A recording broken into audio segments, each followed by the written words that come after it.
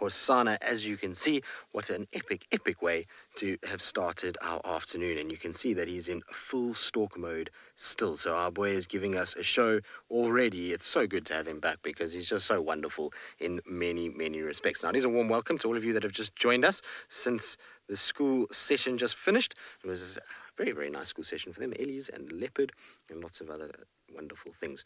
My name is Tristan, but I'm not going to take the camera off the leopard because, well, he's stalking. And I've got Jeandre on camera this afternoon. And how exciting is it that we are sitting in the middle of South Africa with a leopard that is hunting live. And it's so exciting because it's our favorite leopard, Hosana, that is kind of back. Now, what he's stalking at the moment, I have absolutely no idea. We can't see what it is, and so hopefully we'll be able to kind of pick up what it is that he's going after fairly shortly. But remember that you can send your questions through to hashtag Safari Live on Twitter or at FC on the YouTube chat. I'm sure there's lots of questions about Hosana and all kinds of other things to do with leopard and leopard hunts. Well, I hope you do, because I'm super excited to be with Hosana. And I'm not making too much noise because, well, he is still hunting at this stage, and I don't really want to spook whatever it is that he's watching. I'm pretty sure it's a scrub hare. That's what my guess is. That's sitting inside there somewhere. But he seems to be perfectly poised to strike, and it's been amazing watching him move and watching the slowness of his paws as he goes and how he lifts and gently places them, making sure that he's as quiet as he possibly can before he places the next one. Right, now we have some others that have joined us from a different platform, so it is a very warm welcome to all of you this afternoon that has joined us for this live broadcast from South Africa. As you can see, we have a leopard that is busy stalking at the moment, and it is busy watching something in this bush. I have no idea what it is at this stage. It could be a scrub hare, it could be a monitor lizard, it could be a small antelope that is lying down inside there. It's really very difficult to say what's in there because we can't see it, but it must be fairly small given how he's looking kind of down into the bush rather than sort of upwards, and I can't see any antelope moving around. Now, before we get into this hunt, my name is Tristan. On camera, I've got Jeandre, and it is a warm welcome to you. If you have any questions, just post them in the comment section below, and we'll try and answer as many as possible. Now, I hope he's not going to run from behind that bush because he's watching whatever it is, and there he goes. Oh, what is it? There he goes. No, he missed, unfortunately. It was a duiker that he was watching, but he's unfortunately missed it. Let's just try and catch up with him. That was very cool. Shame. He went for long to try and kind of get closer, but in the end, the duiker was just a little bit too fast. A duiker is an incredibly quick little antelope, and the leopard has got to get very close if it's going to be lucky, but he was not too far away at all. And now he's coming straight back to us. In fact, we don't have to go anywhere by the looks of things. Looks like he's going to walk straight back to where we are. He is the most beautiful leopard. He's just watching just to kind of see where the duiker ran off. Unfortunately for him, though, he's missed out on that meal. But that won't stop him. We're in for a good afternoon with this particular leopard because he's really likes to hunt. And there's a lot of prey animals between here and where I think he's heading, which is a waterhole not too far away. And I'm hoping that maybe we'll see him kind of go on another hunt as he moves around. But isn't he absolutely magnificent? I think he's one of the most beautiful cats that we've got out here. He's a young male, just starting to come into the prime of his life. And so he is quite active, and like I say, hopefully this afternoon he's going to continue to be hunting as much as he has already. Now, we are going to say goodbye to some of you. I hope that you enjoyed this live broadcast from South Africa, and hopefully we'll see you guys on Safari Live. Just remember, you can Google it, and we'll keep on with this leopard, so hopefully you'll kind of join us for the rest of the afternoon. But that was absolutely spectacular, and until next time, we'll see you all soon.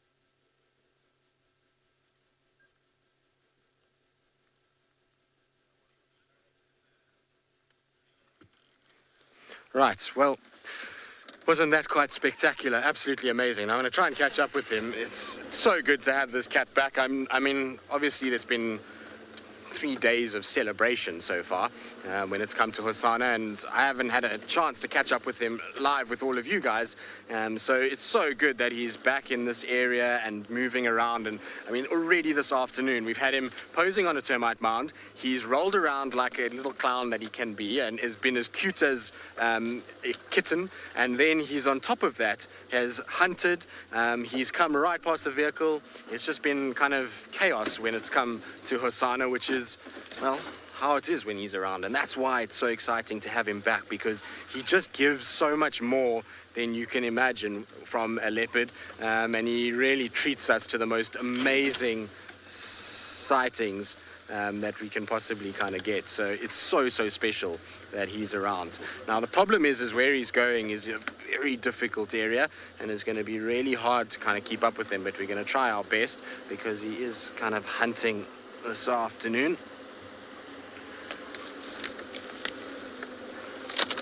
Right, now while I kind of follow and try and catch up with him, let's send you back across to Trishala. Well, not back across, well, to Trishala, so she can say good afternoon for today.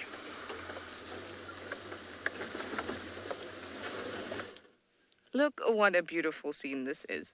We have a little family of kudu that are enjoying the watering hole here at Treehouse. Hello, you.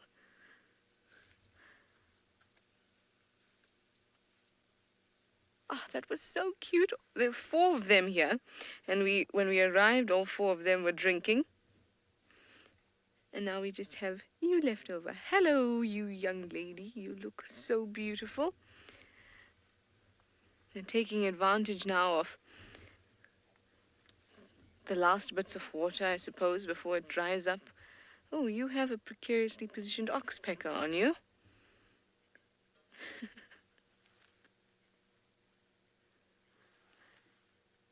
Really beautiful. Now you can see that he's not a fully grown male. He could do with a spiral and a half extra. So he's probably about 3 years old. So it's about 2 years for every spiral, roughly, and it's fully formed by the time they're about 6.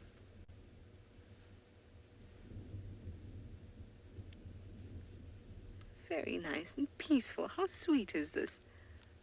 There they go, walking off. You've had your drink. Bush taxis carrying along their oxpeckers.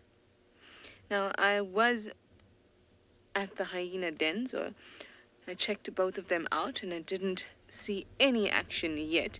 So I'm going to go down to the old den and see if there's any action there. Then I'm going to go back up and have a look for those lions that hopefully will still be around. But I didn't see them cross or anything like that, so hopefully they'll still be around. Anyway, let's zoom across the dam wall and go down to the den. Hopefully they will be around. Oops.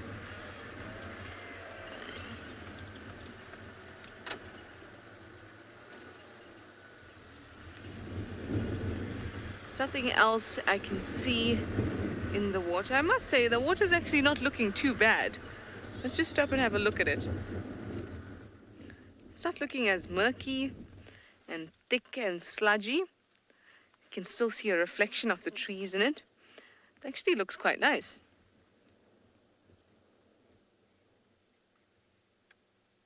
Well, I have no idea what's affected it because there's been no rain.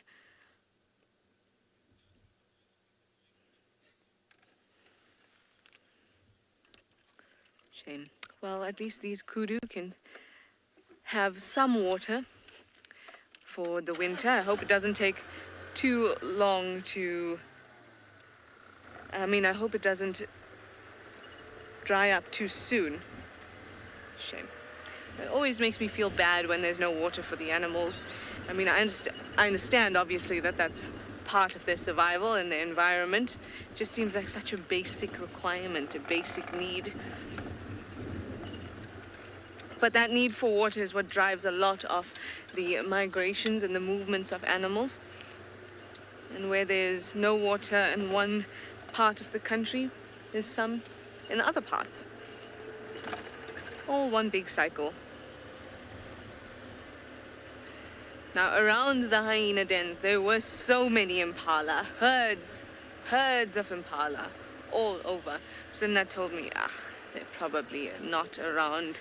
Even if I can't see them, very likely they're not around. But I did have a good look and I didn't see anything at all. But I like to go and check out this old den, the one Seb calls the ensuite den, because it surprises us every now and then. You get some occasional head pop out of the den, somebody hanging about outside the den. It's always worth a check. Now, those reports of the lions that I did have up northwest, none of us had actually gone to the sighting this morning because it was past while other cars were still in game drive and show for us had closed. So we just heard that they were around that area. But it is so difficult to spot lions if they are flat in the grass that if you don't have sort of a fairly accurate description of where they are, it can be hard to find them. So now that it's about 4, the game drive vehicles that would have gone and seen that sighting earlier in the day will be starting to come out, which means that they can advise me a little bit better on exactly where they had found those lions.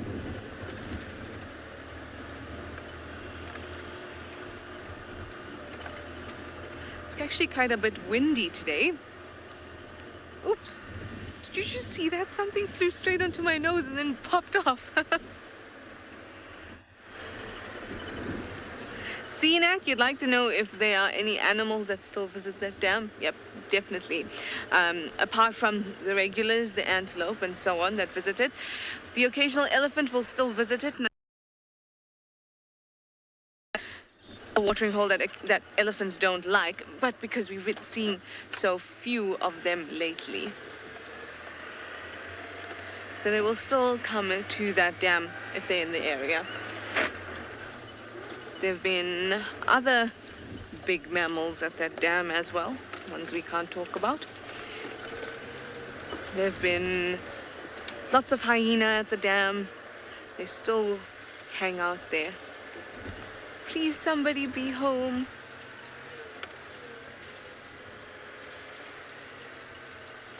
Nobody. It's like they know when I'm on drive.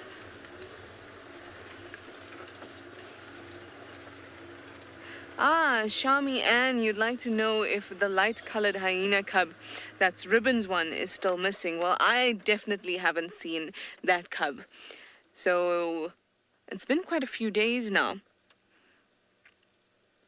I'm actually not sure if anyone else has managed to see it, but as far as I know, I don't think so. I definitely haven't seen the other cub. Now here is our vacant den, or vacant for now. You know, I always loved this den because you could look at the way that the sun sets behind it and then the grass gets all nice and beautiful and all fairy around it. Look at that. Look at it. It's so pretty. It's a picturesque den. Oh, well. Okay. Let us go back up north and we can have a look for the lions again. Let's do it. Now, I'm so happy for Tristan today because he got to see Hosana.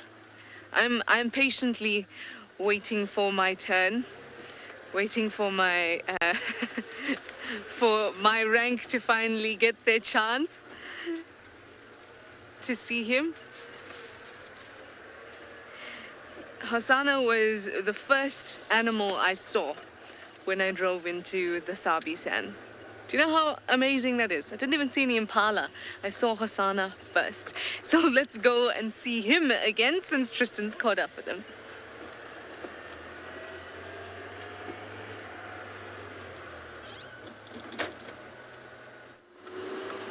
Well, I'm sure you will, Trish. He's hopefully going to be sticking around and being his normal hooligan self and his stable self over the course of the next few months and years to come. Wouldn't that be nice? But I really do hope Rusty gets to meet him as well, because Rusty has never seen Hosana.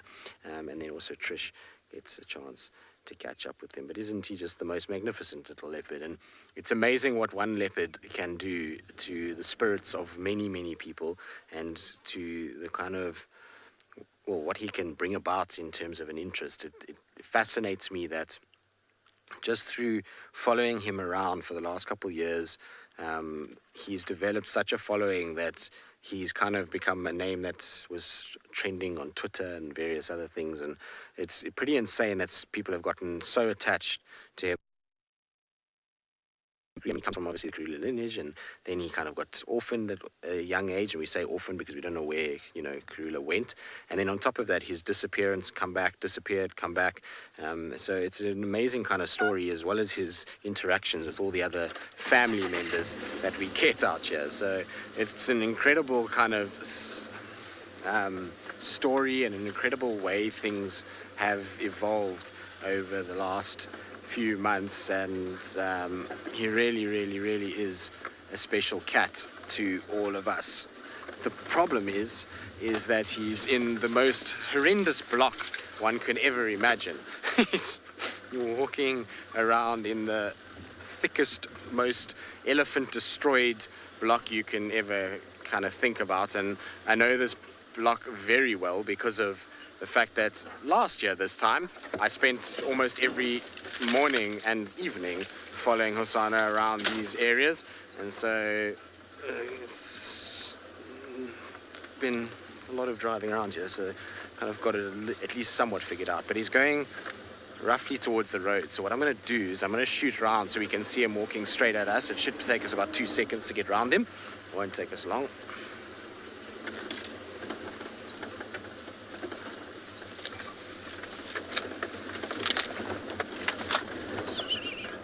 Right, now let's just get through here. Give me 2 seconds. Can you see him, Jean-Ray? I think he's coming to this termite mound. Oh no, don't. There's a little plate that is now making a lot of noise, which we'll have to sort out just now on the brake system.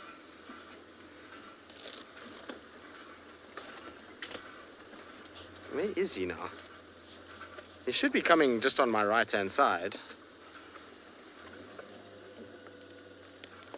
Jean-Ray, can you see him? No, he's there, so the guys in front can see him. Apparently he's still coming our way. Oh, I suppose I should also watch out for stumps.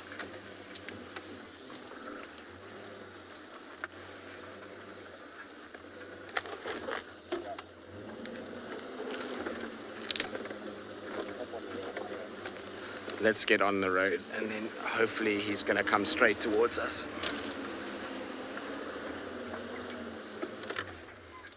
There we go. Hello, boy.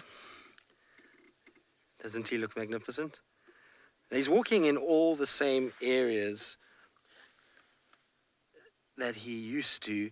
He's kind of just patrolling pretty much the same kind of sections. He stopped off at the dam cam, and he's walking in all the areas he used to know. But what is interesting about him is he sometimes has got a little bit of kind of circumspect nature to him, where he's sniffing a little bit, and I suppose there's lots of little scents and smells that he hasn't really kind of smelt for a while, and just probably figuring things out to make sure that he's not getting himself into trouble. But there he goes. Maybe he's just going to do a massive tour of his old haunts and before he settles down a little bit more. So at the moment he's moving kind of very steadily southeast towards basically Chitwa is where he's kind of heading, but he's still deep inside Djuma. It's a long way to Chitwa from where we are, but the rate he's walking could easily get there quite quickly. You can see him kind of ghosting through the thickets. Right, now to keep up with him is not going to be easy at all. This block, I don't like this block. This is not a friendly place to go.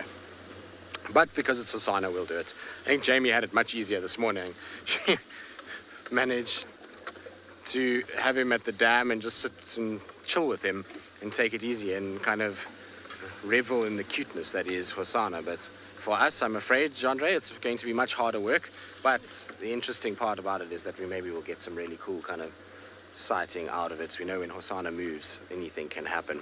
Good. In the meantime, though, we're going to try and find a way through this. And while we do that, let's send you back across to Trushala as she searches for the lions. That we do get a nice sighting of him again. Oh, Hosana. Like I was saying to you, so he was the first animal I saw when I came in for my interview to the Sabi Sand. So he has a special place in my heart.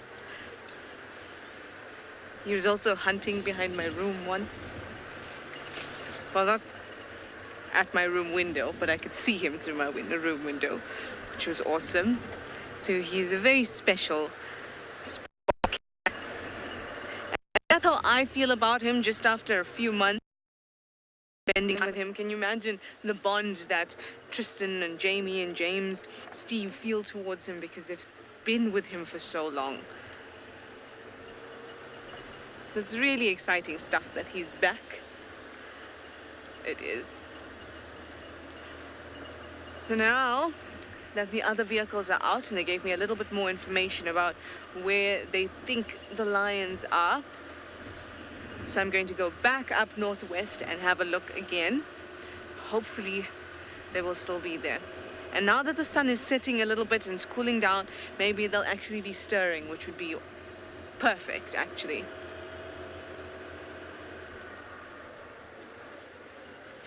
Rosalind, you'd like to know how many hyenas can kill a lion. Basically, the more hyenas, the better. Let's start with female. If you're looking at a lioness facing off with a hyena, and we're talking healthy lioness that has no problem with her and healthy hyenas, 4-to-1 ratio, 4 hyenas to 1 lioness can displace a lioness from a carcass. I think that if they had to get into a fight, hyenas would still win in that ratio. But I've said this before, animals that are strong like that and are predators, they don't want to hurt themselves and they don't want to get hurt. So they rather displace and not have a confrontation than actually have a confrontation. That is basically last resort. I mean, you causing injury to somebody else means injury to yourself too, so they don't want to do that. But for a male lion in prime, 6 or 7 years old, I don't even know if a hyena will try, but, or at least not the run-of-the-mill situation won't be hyenas trying to kill fully grown male lions, but I'm so sure that it could happen because actually the relationship between those two are quite savage. There have been lots of incidences of lions attacking hyenas, hyenas attacking lions. I mean, lion cubs are quite vulnerable to hyenas and vice versa. And it's because the two of those species are constantly in competition. They're the same type of environment is what they use. They have the same type of requirements, the same resources. They both scavenge. It's just a really high competitive relationship. But that allows for all the dynamics. Anyway, I'm going to make my way, like I said, up northwest. In the meantime, let me send you over to Rusty on Bushwalk.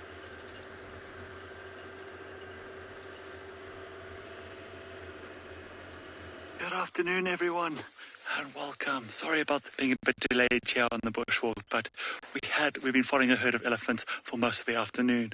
I think the kids' drive, the children's drive that we had earlier, the school drive, they were lucky enough because these elephants moved into a drainage line, which in the end we lost signal there, so it's very hard to show you. But we are going to make a loop around and see if we can try intercept them or try see them from a better angle. And for all of you who have just joined, my name is Rusty. Behind the camera we have Darby. And Herbie is our fearless leader. He is trying to get us around the elephants because we've got a bit of a wind going against us. The elephants are quite in such a thick area down there in the drainage line, and the wind is in our favour, so we're downwind from the elephants. So I can't actually smell them, but if we go around the other side and let the wind carry the smell towards elephants, we're going to get a bit annoyed and maybe move off quicker before we can get to them.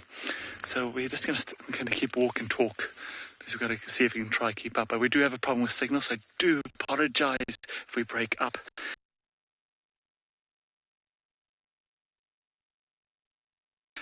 But Tristan's had an amazing time with, but I absolutely love walking with elephants. I'm trying to maneuver around this herd is quite difficult. They're not making it easy for us, but we're accepting the challenge. We're accepting the challenge, and we're going to see if it's possible to get around and hopefully show you them very soon. But in the meantime, let's go back over to Tristan and Hosana.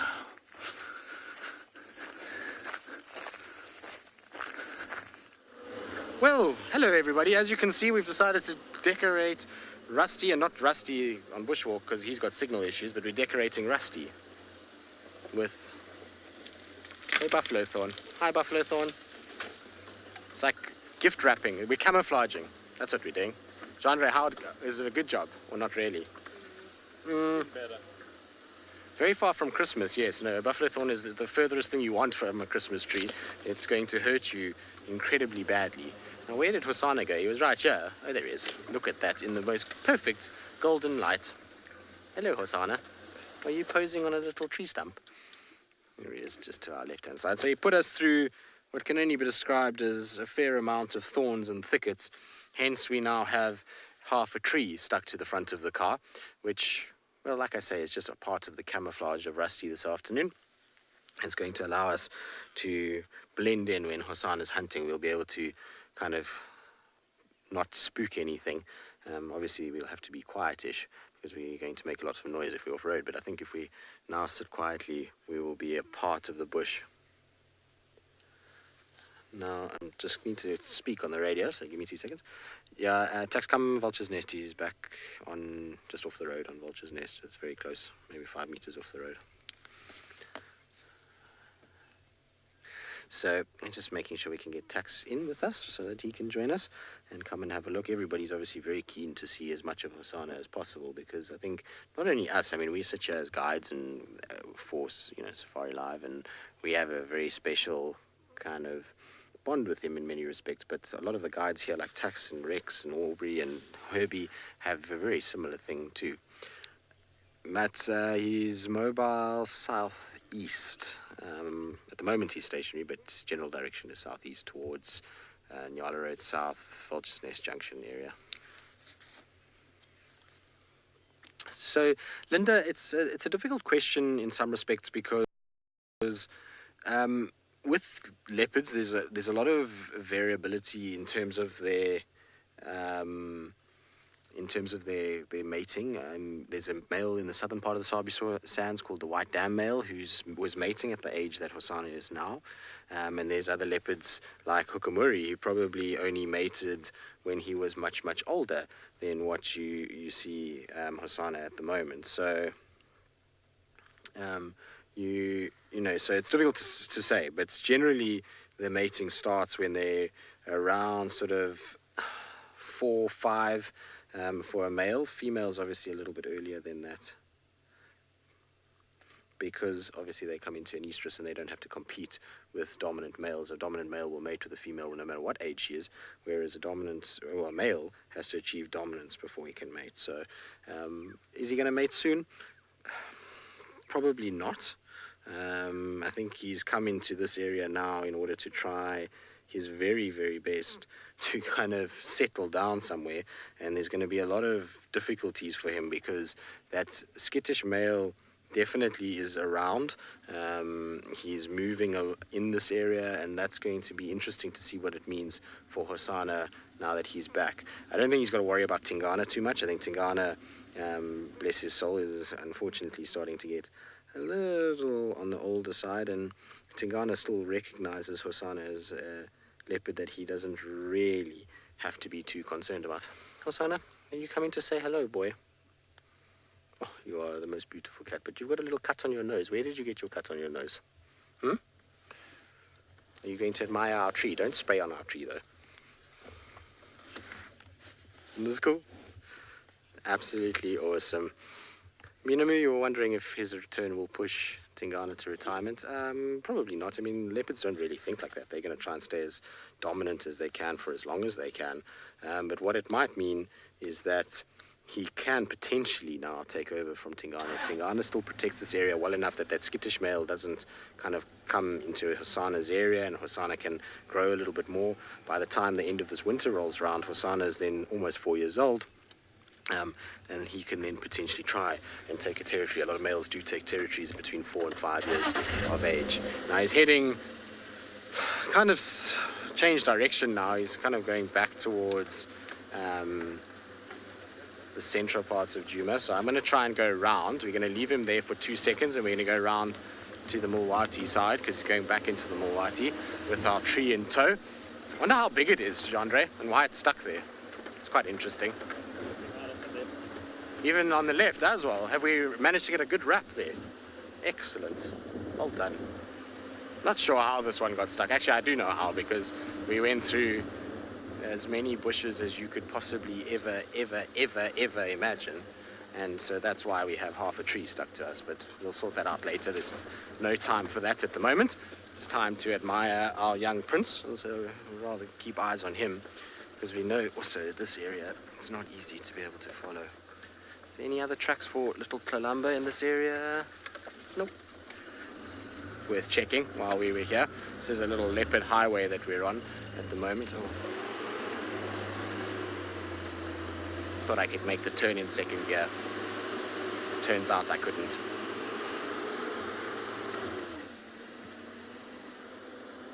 Alright, so he should be right here on my right-hand side somewhere, popping out shortly.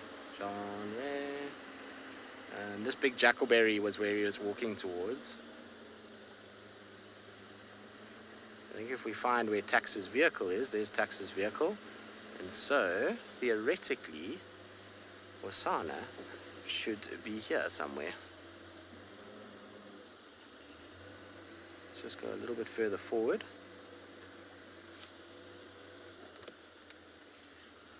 Jandre, can you see him with your... Oh, there he is. So let's just see where he's going to go. It's not a great visual for now. He's still behind quite a lot of vegetation, but he should walk directly at us where we are now. That's quite a cool angle, isn't it, of him coming through the bushes. And a nice and kind of low, very, very nice. Isn't that cool? Look at that. Oh, he's magnificent. Hold on, Jandre. Let's go forward a little bit.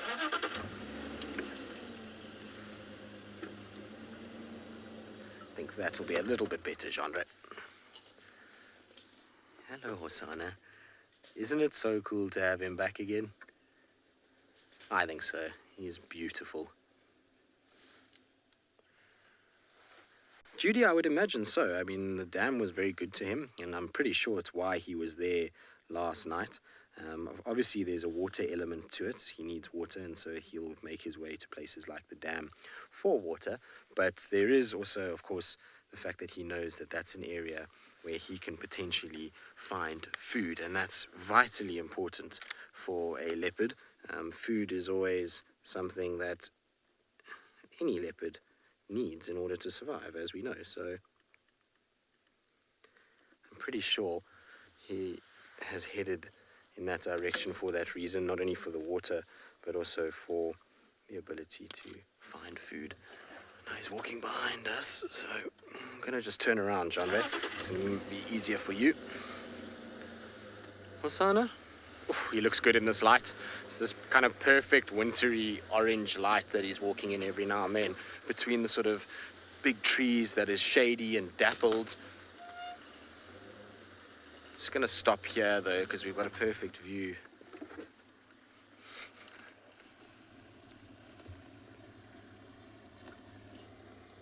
Oh. So this is exactly where, roughly where, or I say exactly, but it's very close to where Pat had Kalamba and Hosana and Tingana a few days ago. So it's a very, very kind of close to that. Right.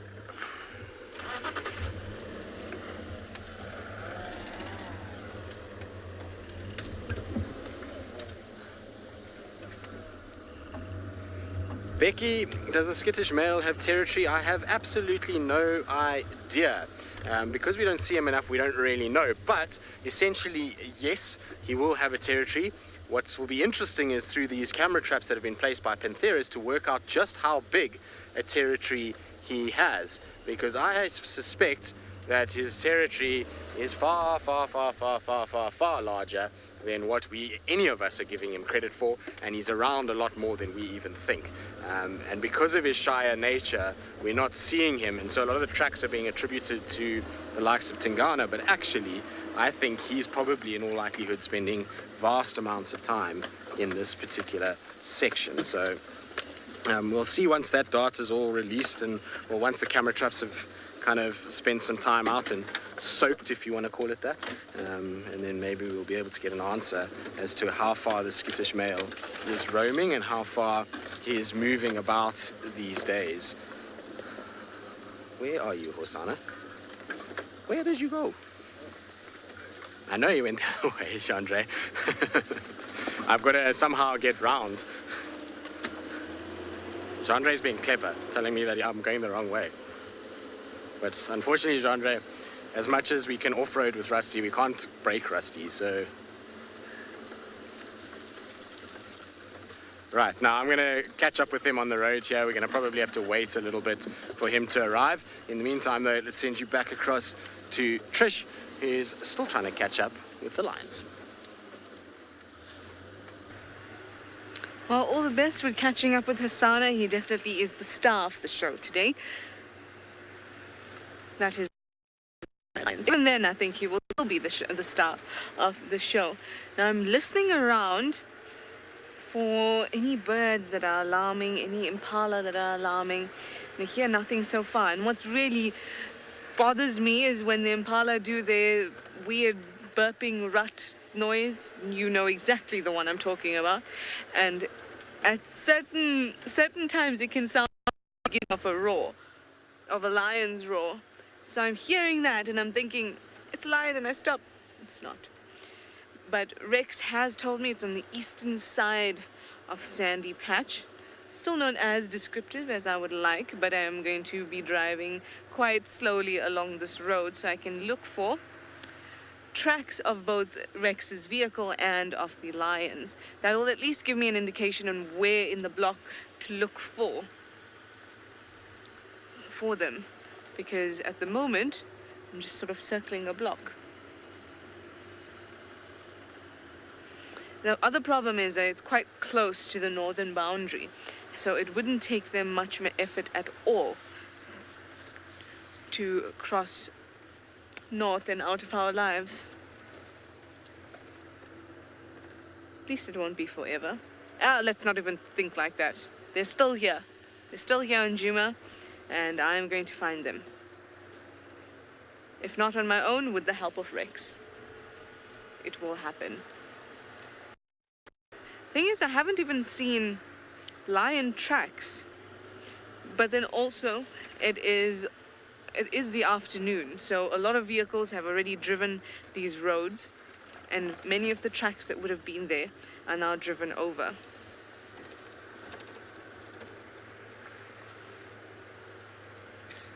Where could they be? Where could they be? I don't see any tracks still.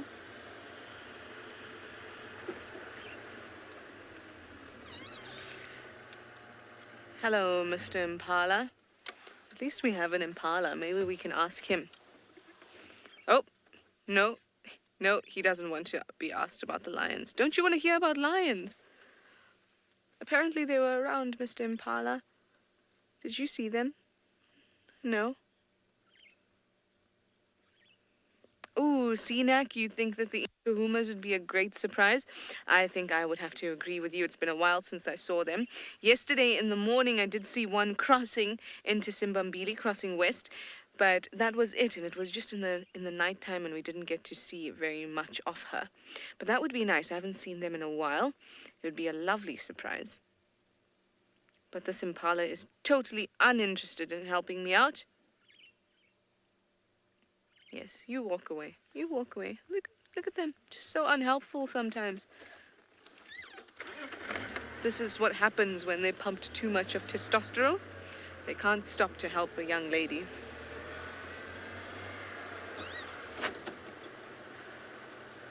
I'm sure he would tell me if he could. There's lions, help me. No. But luckily for us, he doesn't speak English or speak at all. Wow, I digress. Now, I said to you that it's really close to the northern boundary, and we're pretty much approaching it now.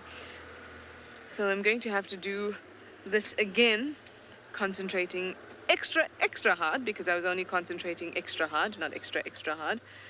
Now, mongoose, I can see your tail. And the problem is they move really quickly. It's moved into the bush. It was just in a little patch here, foraging about with its friends, just underneath that tree. Maybe if we're on it long enough.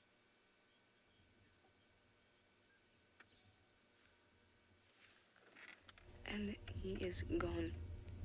Scurried away. Okay, I'm going to check down this path again. Oh, look, our Mr. Wildebeest is back. Hello, you.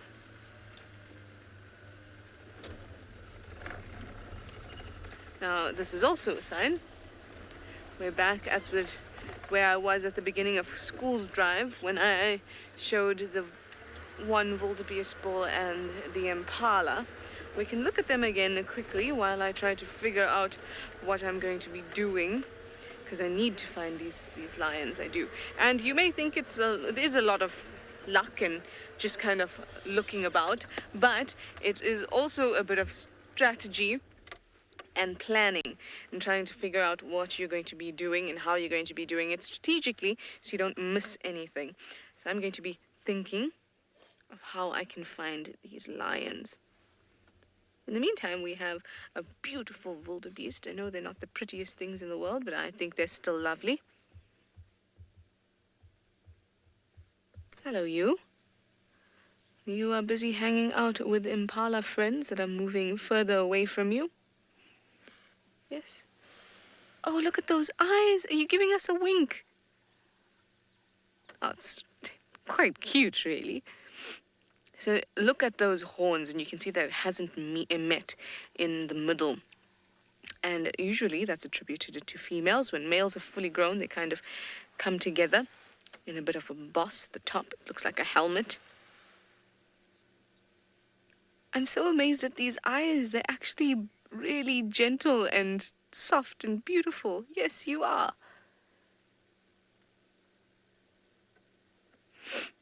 Really nice color. This wildebeest is particularly dark. I find that a lot of them are that gray, lightish gray kind of sheen to them with their stripes, but this one is quite dark. And it's got a mohawk.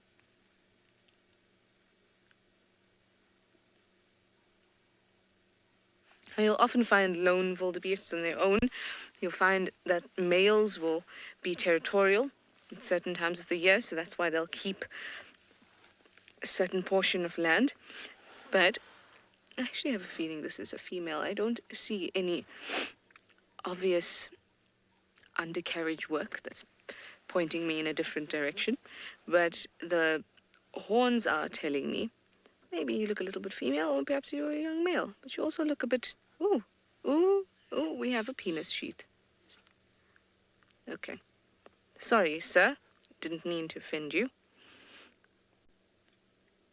But you'll often find them on their own and amongst other animals like impala and zebra. They're all kind of feeding on the same thing. They like the open grass areas where they can have plenty of time to react to any predators around and a lot of area to be able to listen with. Now, thickets and bushes, that actually blocks out sound. It makes it a lot more difficult to hear. Now, when animals are in open spaces, it means that they can hear clearly, they can see for a long way, and they have ample time to react to anything that seems to be a threat to them. Yes, you've been very good to us.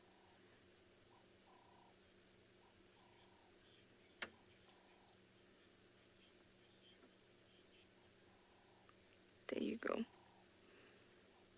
Well, I hate to say this, Mr. Wildebeest, but you are something that Hosana would probably love. You would look tasty to him, but this is quite a big guy. It'd be about 250 kgs or so, so they're big animals. And I think Hosana is sharpening up his hunting skills and should be able to take one of these down. Well, let's go back to him, see what Tristan thinks. Hosana would love, I reckon a wildebeest leg would be something he would eat. A little roast wildebeest leg for Hosana for his birthday. Maybe that will keep him around this time, because he owes us big time because he left for his birthday. So he's in trouble because of that. Now I'm just trying to find a gap where I can cross over. I know it's here somewhere. Oh, elephants, why have you put branches everywhere? It's got to just reverse, but anyway, we're trying to still keep up with him. He's moving around quite a bit and lying down and then moving and lying down and moving. He's just being typical Hosana on the hunt. Go ahead. So it's Rex calling Taxon, not Tristan. Oops. Oh well.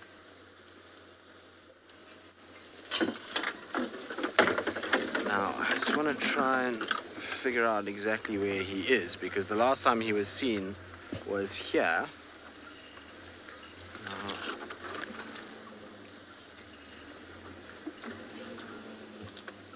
So somewhere where we are now, Jean-Andre.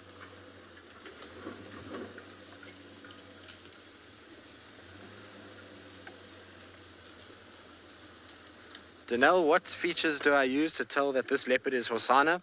I just look at him. For me, there's a few kind of things that there's just a certain appearance that he has. So the pinkish nose, the sort of dark little collar that he's got, and then just the shape of his face more than anything else. It's not a specific marking that I use. I mean, a lot of people use spot patterns and those kind of things. You know, out here, it's very difficult for us to use spot patterns. It's a lot of people kind of always think, but why don't you use spot patterns? That's how people ID leopards. Yes, that's how people ID leopards, but that's from portrait photographs of them. Unfortunately, the distance that we are from these animals, I can't, even from here, count the number of spots on his whisker line with my own eyes. And so you've got to figure out other ways to be able to recognize these leopards. And for me, it's a general appearance that I use. So it's the way the leopard looks, its size, its ears, its nose color, its eye color, and its general sort of, like I say, appearance essentially that you get from them. And so that's, I don't know, how I do it. We're lucky in that we get to see a lot of these animals often enough that we get to kind of recognize them as individuals. It's much like you have your own pet. So if there's 5 Labradors or 5 Alsatians or whatever dogs running around in a park, you know exactly which one yours is. You know it's not, a different individual, because there's certain traits that your pet essentially has that allows you to kind of figure out which one it is. Now with these guys, as much as they're not pets, we see them so regularly that it allows you this ability to get to recognize a sort of overall appearance of the animal rather than a specific pattern or something like that. Obviously for newer cats, it's a better way to do it, is to try and learn their spot patterns so that when you see them and you can get a good view of them, that you know. So like the skittish male, for those of you that are interested, if he has a single spot on his left side, and there's no other cats in this area that has that. So if we see a cat now with a single spot, it's invariably going to be him, also quite a big male. So those kind of things, it's good to arm yourself with that knowledge prior to ever seeing a cat. If you know a cat's moving around in the area and you can see somebody's taken a photo, try and use those. What's wrong, boy? Why are you growling? Is there another leopard here for you to be growling like that? Interesting. I don't know why he was growling a little bit. It wasn't at us, it was more at somebody else's direction, but I don't know if maybe there's another leopard that's around. Stuart, how big is Hosana in relation to Anderson? About half the size. Anderson is... look, it's always difficult without seeing them right next to each other. But for me, Anderson is just so much bulkier than what Hosana is. Hosana is getting bigger, granted, and is slowly but surely starting to grow in size, but he is most definitely not a big leopard in comparison to Anderson. Anderson is just as large, if not large. Well, I mean, much larger than what he is. I mean, Anderson even made Tingana look slightly smaller than him. And if you look at the footage of Hosana Tingana of the last little incident, you'll notice just how much smaller Hosana was to Tingana, and then you must add a little bit extra for Anderson, so it'll give you an idea roughly how big Anderson is. Now, unfortunately, Hosana is going to go between two vehicles, and so we're not going to be able to see much. I'll try to go forward for John Ray a little bit. Oh, the sun is going to be brutal, John Ray. Still, all we've got is his tail at this stage. What's wrong, Hosana? What have you seen? What are you watching? He's watching something. Jean-Ray's going to go behind the car, I think. There he goes. He's watching something, and that's where he's kind of was roughly growling at. I don't know if there's maybe something that is behind that vehicle that he's potentially watching. No idea. But like I say, I mean, Anderson is a much, much, much larger creature than what Hosana is, and so I'm afraid Hosana has got a lot to go before he'll ever be, and I don't think he will ever be the size of Anderson. Anderson's one of those freaks of nature in many respects. He's a very, very, very big boy, and so it's going to be difficult for Hosana to be able to get to that size. And it doesn't always mean that you have to be big to be the most dominant male. You must understand that Anderson has relinquished a lot of territory to Hukumuri and to various other leopards. So age gets in the way and various other things too. So it's not always about size. It's about the sort of fight within you. And I think that's why Hukumuri has been so successful, is that he's traveled a long way. He's got a lot of experience in bumping into many different animals. And there's a sort of tenacity when you look at Hukumuri. He almost looks like a bit of a street fighter that has gone through through a lot of bad times and has come out the other side. So whereas Hosana hasn't quite had that yet, but these experiences of bumping into the likes of Anderson, Tingana, the skittish male Hukumuri, those are only going to be experience points for him, to the point where he's going to eventually get to that sort of stage of his life where he's going to start pushing and giving it back to those older boys and potentially then taking over. Will that be now? I don't know. Will it be in a year's time? Don't know. Will it be here at Djuma? Have no idea. What's evident with Hosana over the last, year, if we take his first wandering and is now his second one, is that there's really no rule book for him and the way he moves and how he goes about things. And so what his general behavior is going to be going forward is anyone's guess, that's for sure. Magic Dragon Wizard Anderson. Sorry, I just thought I heard something. Anderson is now, I think, if I remember correctly, I've got to remember now. I think he's around 10 or 11. 11 maybe? 10, I think, is how old Anderson is now. So I'll double check just to make 100% sure, but I think that's how old he is, if I remember correctly. But I remember seeing his dad. His dad was an absolute beast, which is quite scary when you start to remember the fathers of dominant male leopards that are now in their sort of older years. You've been around for a while. But Msokwen was a massive individual, just like Anderson, and just as imposing as well. Used to love seeing him. We used to see him down on the southern boundary of Hofmans and Vessels and Nets towards Malamala. And just a brute of a leopard that used to walk around. It was very, very cool to see him. So, always nice when you get that. Now, there's impalas here that I think Hosana is going to stalk in the next little bit. I'm just going to get round for Jean-Ray to get that beauty. Oh, look at that. Isn't that cool? I love it when leopards do that. Hosana, do that again. That was cool. It's too cool when they do that. He's stopped, by the way, Jean-Ray. So all I can see is a Hosana tail. In fact, hold on. Give me 2 seconds, Jean-Ray, because I'm going to show you. I'm going to take a photo with my phone for all of you. There we go, Jean-Ray. So that is what we are currently experiencing right now. That's how close he is that I can't even see him from over the top of the bonnet, but his tail is in front of the car, and he's now stopped there and is watching.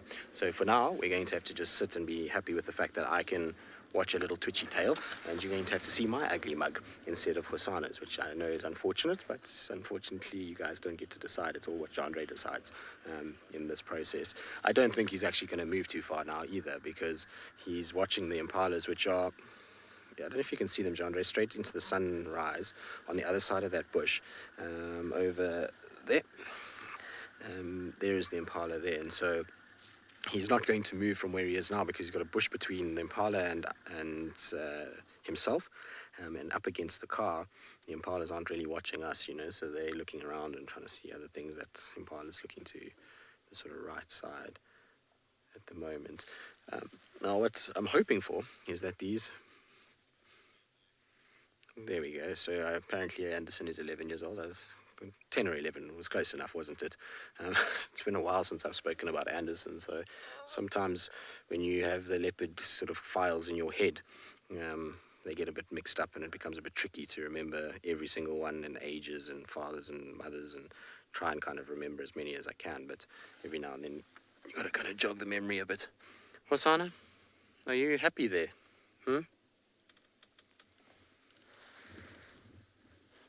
This cat is another story altogether. There he goes.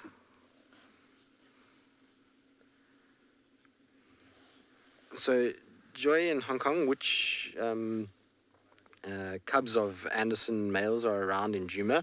So, Joy, at the moment, I think Shadulu is Anderson's. I'm not sure if we've confirmed that or not, but I think Shadulu is Anderson's cub, which would mean that it's her. I'm not sure about Markham Sava, which is the other Shadulu's daughter. Oh, not daughter, sorry, younger sister. I'm not sure if she was Anderson's. So those would be the two that we know of. Tiani was obviously, we all thought was Anderson's, but it's actually, she's Tingana's. So interesting. Now look, he's creeping. Now watch him go across the road. Watch how flat he's going to go as he creeps across. Look at that. You clever little boy. So he's getting himself a little bit close. He's still got a long way to go until he's close enough to these impalas. They really are still a while away. He's got to be careful though, because the impalas are very alert. They're watching. The wind is not blowing correctly for him, and he's watching a different impala to the ones on the right, which might shout at him. There we go. Listen, can you hear them? Sorry, my boy. They shouted at you. I'm sorry. It's because you didn't watch the ones on the right-hand side. Now he's just ignoring them. We might watch his tail, might just pop up as well as he strolls off. So just like that, the hunt is over. And he's gone now. There, the impalas will often chase him down a little bit and shout at him and just try and kind of make as much of a point as possible. I don't like how fast you're walking south, Hosana. You turn your little bottom around and go the other way again. You have to have stern words with him. We're not allowed. He's not allowed to go near a boundary over the course of the next few weeks. He has to only stay on Juma now until he's settled down again, and then he can start moving around. But you can see, look how he's sniffing. There was a male lion that walked here last night. We found tracks for a male lion just now walking in this direction. So you can see that he's sniffing around there quite intently and kind of having a little look around and really trying to kind of see what's going on.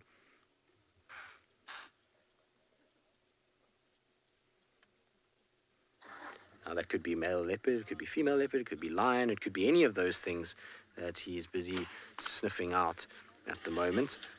It's tricky to really know which one it is, but definitely something interested him. What a special afternoon it's been with Hosana. I mean, it's always nice to spend time with a leopard, but to spend time with this particular leopard is even more special. And the fact that he's been so active this afternoon. I mean, he's walked since the moment we found him. We've been following him. He's hunted twice, come very close the one time. He's, like I say, played a little bit, and he's given us the most beautiful views as well. So it's why we always so excited when he's around. It's just the quality of the sighting you get with Hosana is just that much more than, with some of our other leopards. I suppose we spoilt with all of them, but he just does give us the most ridiculous sightings from time to time, and he seems to be a magnet for other leopards himself. So even though we enjoy seeing him, somehow he seems to attract all the other leopards as well. And often you get these kind of 2 leopard sightings when he's around, or 3 or 4 or 5 or whatever it may be. With Hosana, you can never really write off any sort of number. Right, well, we're going to head off, try to keep following him along the road and catch up. And so while we do that, let's send you back across to Trish.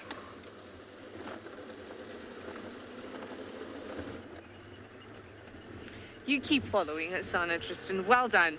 Should have seen us all that day when he returned. It was like triumph. He has returned. So basically all I am today is where we go to when Tristan's repositioning for Hosana, because I have only been able to find some antelope. Guys, I looked for those lions. I checked for tracks. I checked for vehicle tracks. We thoroughly checked. We checked a little bit in the block when we heard some alarm calling, but nothing. Also, you'll find that even if they are flat in the grass and you may not be able to see them, when the car goes by, they notice it and they pick their head up.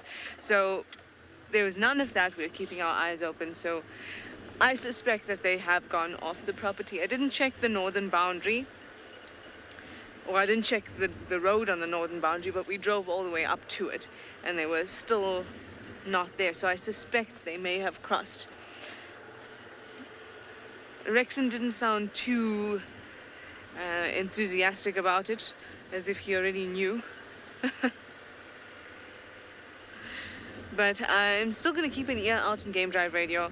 Obviously going to keep listening in case one of them find them. Maybe they've traveled east further into Djuma instead of west out of, or south out of, or north out of Djuma, which would be great. It's always nice to know something's on the property, so you know that your tracking might end in something fruitful.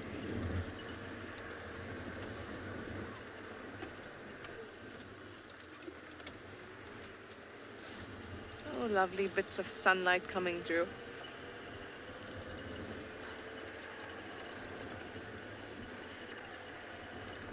Jessica, you'd like to know what's my favorite animal and what my favorite sighting is. So there's nothing to look at, but actually listen.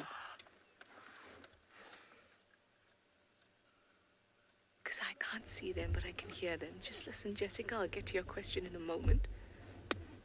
Come on, guys. You were doing it for me just now.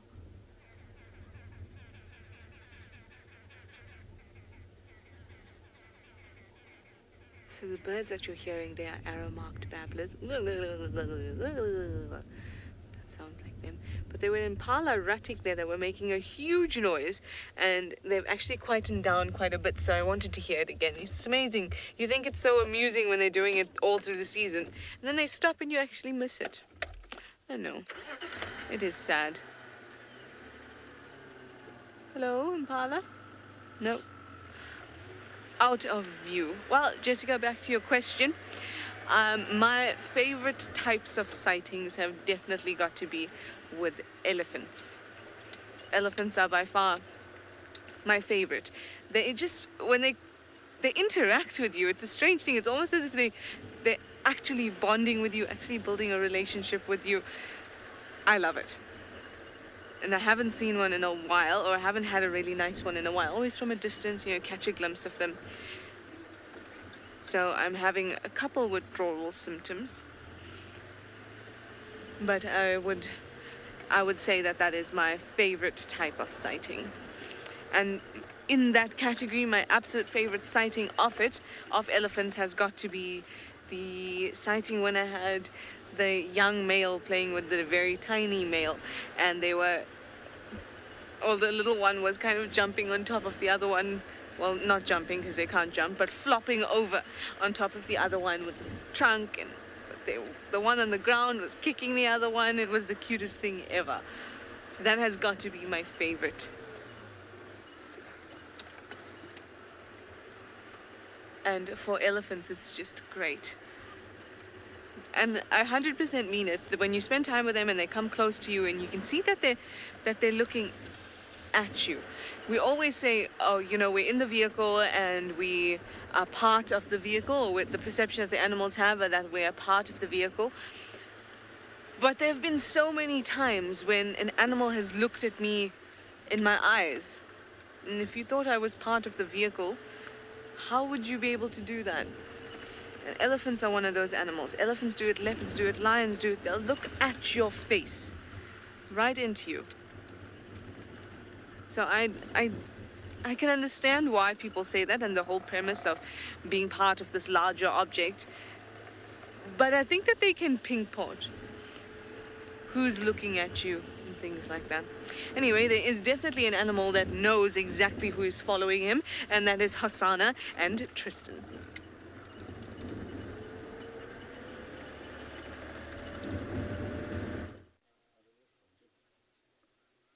Well, as you can see, he's still moving slowly but surely southwards at the moment. He's watching everything, though. I think it's more he's hunting than he's actually trying to go somewhere.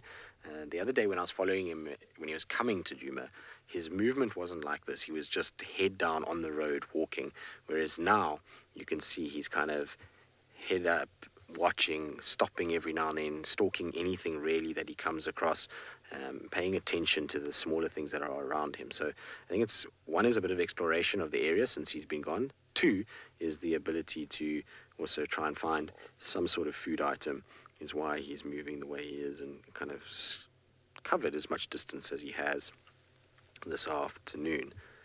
But isn't that wonderful? You keep coming straight towards us, boy. You're being an absolute champion this afternoon. Oh, so good. It never gets old, I can promise you that right now. Hello, boy. Max, how old is Hosana now? So he is not quite 3.5, he's about 3 and 4 months, I think now. Just got to do some maths in my head. 3 months, 3 and 3 months. So he's still young. When I say young, I mean he's not, you know, a fully sort of dominant big male yet. He's still got a bit of a way to go. But he's still sniffing around quite a bit. I think he's still kind of checking out who's around, and I'm sure it's been a long time since he's been here that there's lots of unfamiliar smells.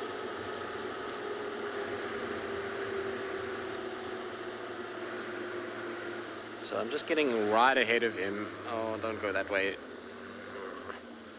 That didn't work. I wanted to get ahead of him so that he would just sort of wander down the road, but he's going to rather go through the thickets at this stage. He's heading towards the Mulwati once again, so maybe he's going to go to Chitwa, go and explore there a little bit, go check Torchwood, all his old haunts really that he's kind of wandering about before he comes back and settles down at Djuma. Francesco, no, I don't have my Hosana socks on. It's too warm today to have big, thick socks. So I'm, as you can see, secret socks is what I've got on today, and a neatly tied bow on my laces.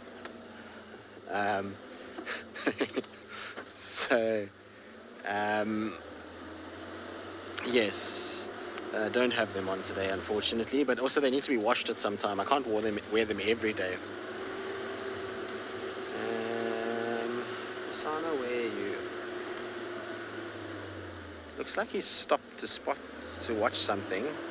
Let's just get inside here.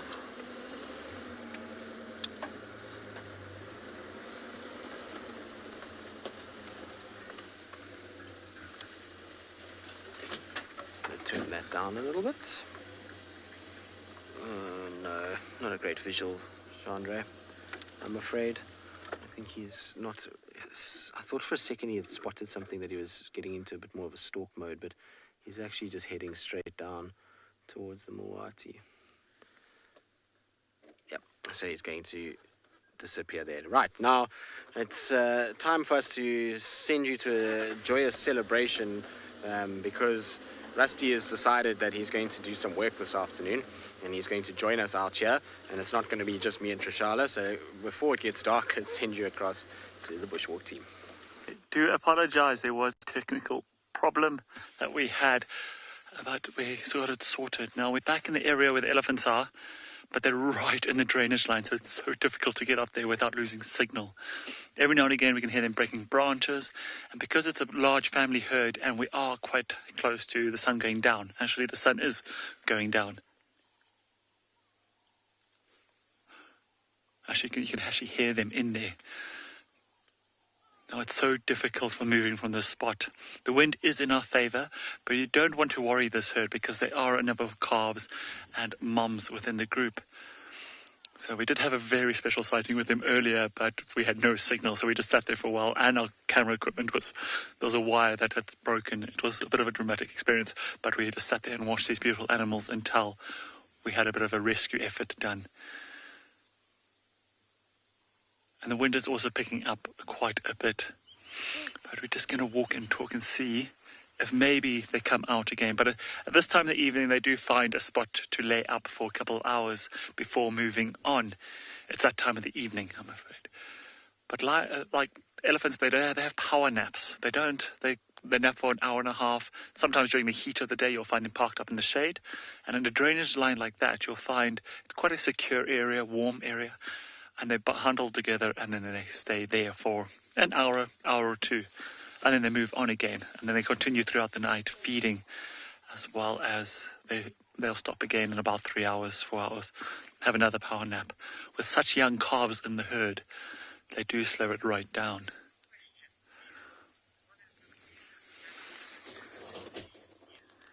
Ian, you're asking what is the weirdest animal I have ever seen? Well, you have to be a bit more elaborate than that. What is considered weird? I don't know, what I considered weird. I think I find a lot of caterpillars very weird because they're all designed very weirdly. Sorry, we're just going to walk forward and see if we can pick them up because it is getting a bit darker. But I think all the mammals are all independent on what they look like, but weird, I don't have a solid answer for that. Every animal's unique. I could say I find more humans weird than animals. I don't think that's appropriate. Got them. So we're just going to walk and talk. Because if they do come out, we want to catch them, but we don't want to do it at the wrong time. And we are losing light very quickly. So I just have to stay closer together for safety reasons as well. Now, I do apologize if there's any break-up as we go further down here. But I'm going to start. I have to keep my mouth. I have to quieten down a little bit. So yeah, they do have very good hearing and very good sense of smell. But being downwind, the only problem is now we have to worry about them hearing us.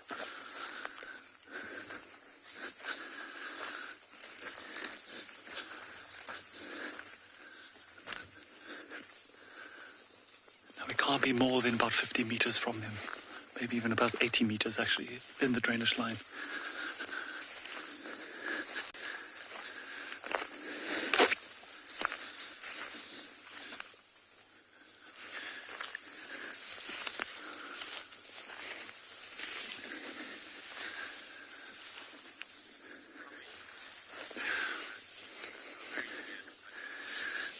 You can just make them out through here.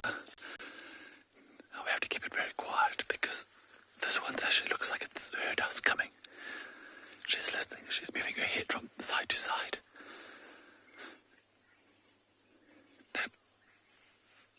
There's quite a bit of movement around here, so the elephants are making more noise than we are when we approach. But they seem to be going up the drainage line. But I can still hear the feeding down below.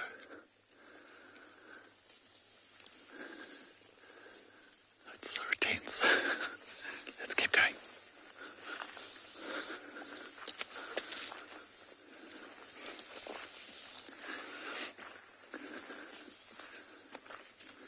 Now we have to peek.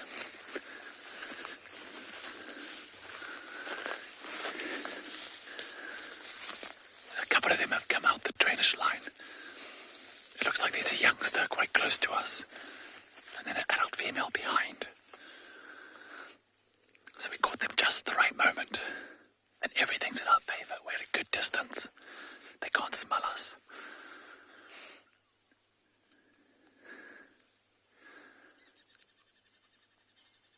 But it's almost like they're listening. They could be talking to each other at frequencies we cannot hear.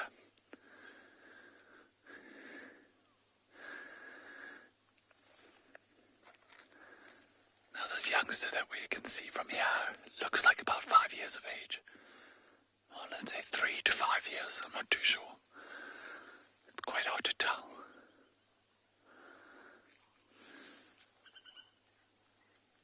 You can hear them, they're quite spread out. We can hear them breaking branches about 80 meters to the right of us.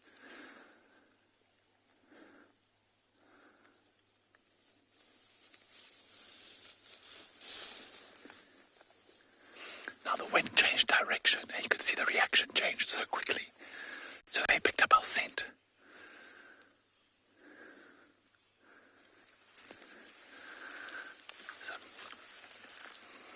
So that was the wind.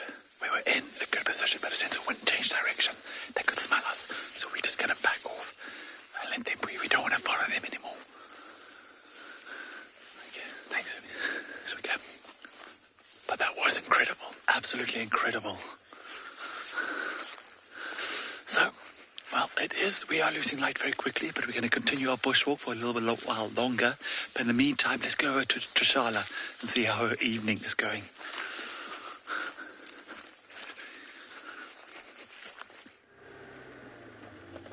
Hello everybody, back with me, the space filler. While Tristan looks for Hosana, tries to move about, you have me to fill the rest of the space. Now I'm really hoping to find some elephants as well. So we have heard that the lions are no longer on the property. At least, give me a second, let us respond here. At least the can't even remember what I was going to say. Just hang on. Go ahead, Tristan. I didn't copy you for a moment.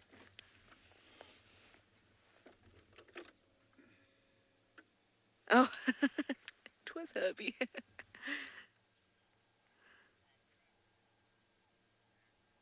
There we go. Okay, never mind. They were just asking me about the lions, which I was going to tell you about, and now Rex has just updated them. So at least we know that they're off the property, and it's not as if I was missing something or I was a bad investigator. At least I still feel like I did an okay job. So they are off the property. They have moved west, from what I understand, according to Rex. So Seb and I had a lovely scenic drive around Sandy Patch. Twice, 3 times. We have to look thoroughly, otherwise you will never find anything. So now we have taken a new road that we didn't drive today, hoping to find something awesome, maybe an elephant, which would be lovely, because I've been reading so many things about them, but I haven't seen them in such a long time that I actually realized I have so much to say about them, and I want to see one.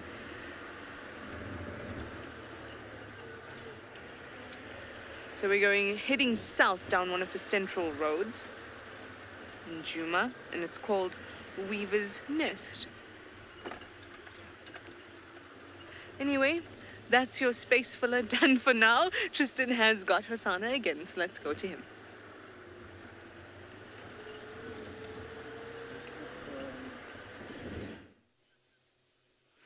Well, yes, Hosana is still sitting, well, center of Djuma. I mean, he's south center, let's call it that, at the moment, and is just relaxing now. He's gone onto the bank of the Mulwati and is just taking it very easy behind a little bit of a bush. We're hoping that he's going to come down from where he is now and come and sit right next to us, because we're in the Mulwati and there's this nice little bank, and that's why we can be sort of eye level with him at the moment. I always love spending time with a leopard at eye level. It's the best thing. It's something about the angle that just makes an animal look so much more impressive if you're at the same level as them. So hopefully he'll come down and kind of spend a bit of time with us a little bit lower and not from behind the bush. So to get to where he is now is quite difficult. It's quite thick there, lots of spike thorns and tambutis and various other things that we don't want to drive over. So we'll just have to wait for him and be patient until he comes down. But he's definitely going to be wandering tonight. I think he's going to try and find food, and I think he's going to probably head in all kinds of directions. We need to ultimately be prepared for the fact that he is going to go to Chitwa, to Little Gowrie, Torchwood, so he might not always be on Djuma over the next few days as he explores the area once again. Hopefully he just kind of goes there and then comes back and assumes his position at the dam like he did last night. So I think it's more just a bit of exploratory missions at the moment, just checking what's around and what's going on before he ends up kind of settling a little bit. So that's what I hope, at least. But at the end of the day, what will happen will happen. We just need to celebrate the fact that we've had at least 3 amazing drives with him since he's been back, that's for sure.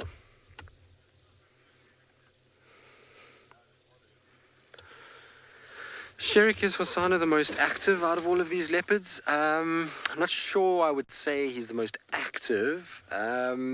We see him a lot. He's one of the easier cats to find, so maybe that's why we see so much more of him, that it feels like that. But in terms of active, Thandi is all over the place, all of the time. She moves everywhere and is constantly kind of walking around. Kalamba is very much like that too. She's also, if you find her in the morning, in the afternoon, generally she's nowhere near there. So she's not nearly, I think those two, I would say, are probably far more active in moving around than what, let's say, somebody like Hosana is. When I say somebody, I mean a leopard like Hosana. But in terms of what he gets up to when we are with him, generally he provides incredible sightings because he is quite goofy and he plays, but he also doesn't walk as fast as, let's say, someone like Thandi, who tends to walk quickly and in the worst possible places, and you lose her very fast. Whereas with him, he tends to amble through places and tends to stick to, for the most part, easier areas to move around in, and generally is just a much more viewable leopard. I don't think he's more active, but I think he's more viewable. Some leopards are just like that. Some leopards are completely happy to be out in the open, showing themselves off and wandering about, and others not so much. So if you compare, I mean, obviously we're comparing male and female here, but if you had to compare Salesh versus Thandi, or even Karula, Karula and Thandi, Karula we used to find her a lot more than we find Thandi, and that's because Karula used to lie up in trees. She used to be a lot more visible, and a lot more comfortable with us kind of moving around with her, and she wouldn't lose us as quickly, whereas Thandi tends to be, on the days that she doesn't want to be seen, you won't find her, firstly, and secondly, when you do find her and she doesn't want to be followed, she'll lose you very quickly. And generally she's a fast moving cat. She strides quite fast, so difficult to keep up with Thandi for long periods of time.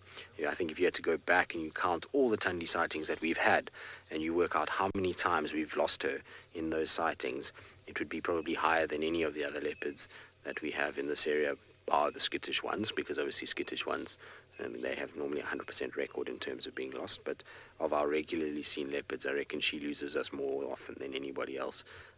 Whereas Hosana, very, very seldom do we have drives where he disappears and we don't relocate him, or we have to abandon the search for him because we just can't find where he's gone. So I think that's what makes him a little bit different in that respect. He's got just this kind of relaxed demeanor to him, and quite happy to walk around in the most open of places and sit in areas where we can see him, and generally be a bit of a goofball at times. That allows us to track him quite easily for the most part.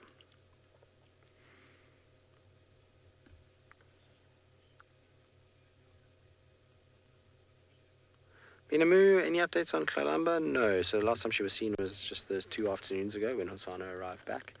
I haven't heard anything about her since then.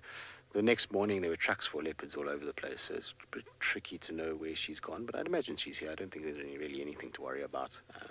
Tingana being there and Hosana being there was no aggression to her. Most of the interaction was between Hosana and Tingana. I really don't think we need to worry too much about Kalamba, and as we know with her, she's quite elusive, and sometimes we spend days, weeks trying to find her. What's he seen? He's just gone running off. Hold on. He's just all of a sudden trotting. Get into reverse, Rusty. Sorry, John Ray.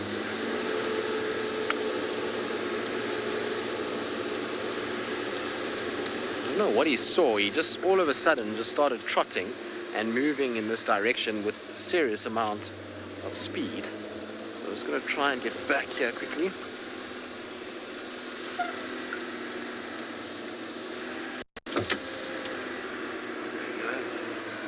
So what we wanted was this shot right here, but he's moving so fast, not sure how long it's going to last, but walking right next to us. Isn't that amazing?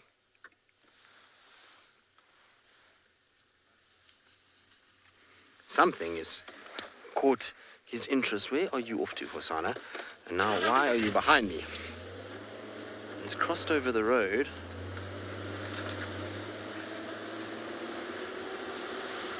All right, so he's decided to... I wish you had all seen that. He was he was walking along the path and he was kind of being all serious, and then a piece of grass touched him on the tail and he got a fright and jumped in the air and twitched as though he had just been tapped on the bum. That was very funny. Anyway, we're going to kind of catch up with him now. In the meantime, let's send you across to Rusty, who's still walking around and I'm sure is enjoying his Ellies on foot.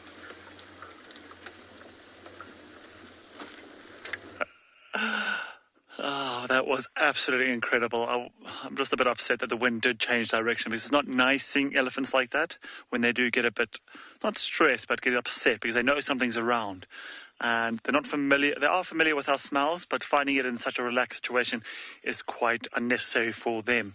So as much as we can't control the wind, but we were pretty sure of the direction of the wind until the last minute when the wind finally did change direction, or not finally, but when the wind did change direction, you could just feel it literally just turned for that split second, but it was enough to carry our scent straight towards those elephants. And you could see them stop, look around, and then start moving at the same time.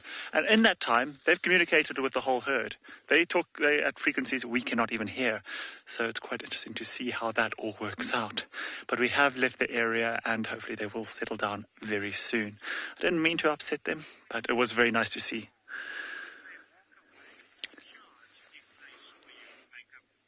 Makeup girl, you're asking if they'll walk away or charge. It all depends on the situation. We were far enough away, they could just smell us, they couldn't see us.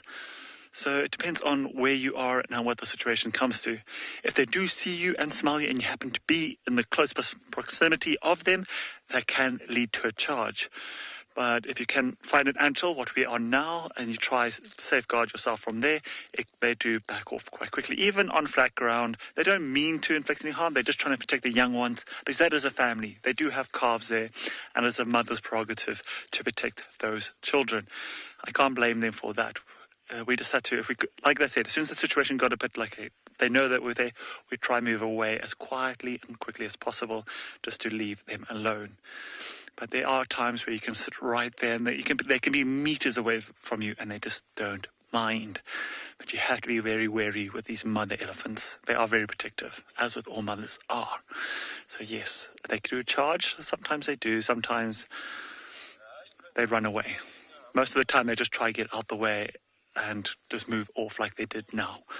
We didn't mean to get into that position, but it just happens like that. Okay, but what I also wanted to show you was we found a very active hole in this termite mound. I was asking Darby if he could send the camera down and see what is actually in there. But at this time of the evening, whatever is in there might be coming out, or whatever is out in the bush at the moment might be coming back home. So we're just going to stay here 1 minute and then move on. I'm guessing it is a warthog hole. So they're either in there right now or they're still on the way back, because you can almost see the individual hoof prints going in and out of here. And there was a few flies and mosquitoes that came out of there, indicating that it is active. So it's never a good idea to walk up front to one of these holes in case whatever is in there comes charging out. It's not all the time. It's not all the time. It could be a warthog. It could be pretty much anything that lives out here. I have been in situations where a leopard has come out a hole like that in the Kalahari, because there's not many places to hide, and we came up to this warthog hole and a leopard came running out. It got just as much fright as we did, and we went in two different directions. So you always have to be wary about what comes out of these holes. Warthogs, although it seems like they are harmless pigs, they can be very aggressive, especially if they feel like they're being cornered in a hole like that. So we're going to leave this area and let them be.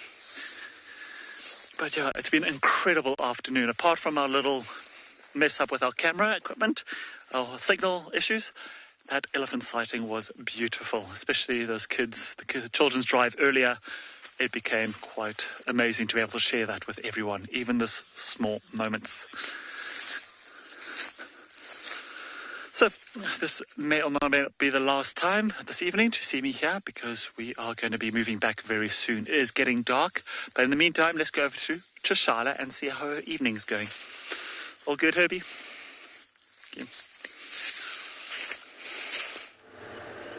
Last time we see Rusty until tomorrow, I hope, is what Tristan means. But I do have my gloves out. They were out a little prematurely, but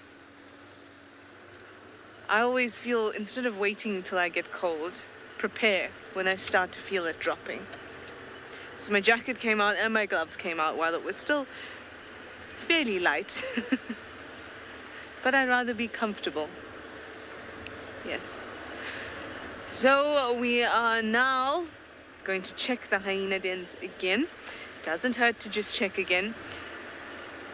And it certainly is better than driving about and not being able to show you anything. So I'm going to check them out again. Hopefully temperature dropping, light is dropping. They'll be around. Strangely, I haven't heard any whooping.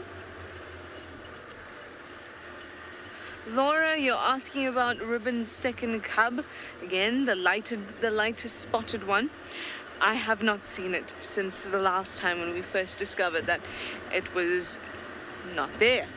Or at least maybe it was in the den and had not come out. But there could be some explanations for it. Maybe it's a little sick. Maybe it's hurt itself. And then it wouldn't come out of the den. Of course, it would need to come out to feed, though. So it would be a matter of, are we missing it? Are we just coming at the wrong time? Is it a timing issue? Is the cub hurt or is it sick? There's all these possibilities. We've all seen it where we're there and the cub, Ribbon's one cub, is suckling happily, playing along. And that sort of thing, for me, personally, I think would attract the other cub out. I don't think that even if the timing was bad and we just happened to be missing when the other cub was out and about, I still think the play and the sound of everything happening at the den would have called it out anyway. So, we'll just keep tabs on it, make sure we go visit them every now and then so we can actually see what Ribbon's situation is with the two cubs. And it's odd because that cub that's there at the moment, the spotted one, the dark spotted one, was actually the smaller of the two, but it seemed to be the more dominant cub, because the other one, when the other one interacted with that dark spotted one, its ears were pulled back like I haven't. That was proper pulled back, as if someone had a string behind it and just pulled the ears back. It was behaving in a very, very submissive way. But then also in a different scenario, it was the light-colored cub that had been more adventurous and more curious and braver coming out to the vehicle, when the dark-spotted cub would be quite scared, and every time you'd make a movement, he'd dart back inside. And that cub also, the dark-spotted one I'm speaking of, every time Ribbon leaves that cub in the evening, it gives this really high-pitched, cutest whoop in the world that goes whoop, whoop, and then Ribbon comes running back. So I feel like this little cub is a bit of a spoilt sport, and it wants to hog all the attention, and it wants mum to be around all the time. Either it wants mum to be around all the time, or it needs a food supply. It needs a food truck all the time. So hopefully we'll get to capture a glimpse of him. Oh, imagine if we see the other cub today. That would be awesome. I'm just looking off to my right because there are a number of termite mounds all around here, and they've been seen playing in a lot nearby, a lot of these. Even the one that was the old den, it was playing around there as well. So just want to keep an eye out. The thing is, I haven't even seen very many tracks for hyenas. Most of the time they're everywhere, but I'm seeing hardly any tracks for hyenas. Okay. We are now entering hyena territory.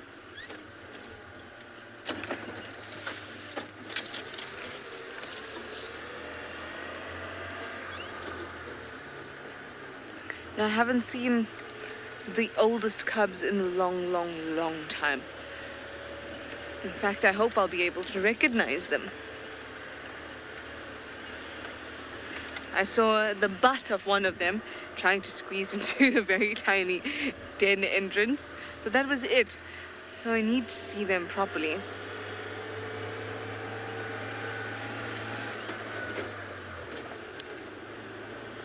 Maybe we'll be lucky and we can have a drive-by.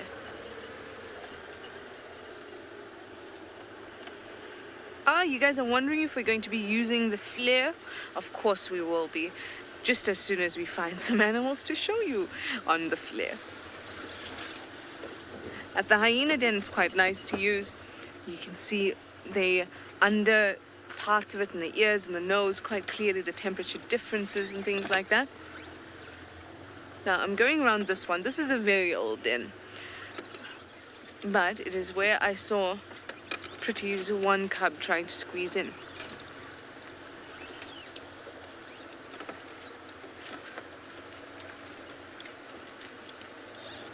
Okay, so this here on my right is the old den.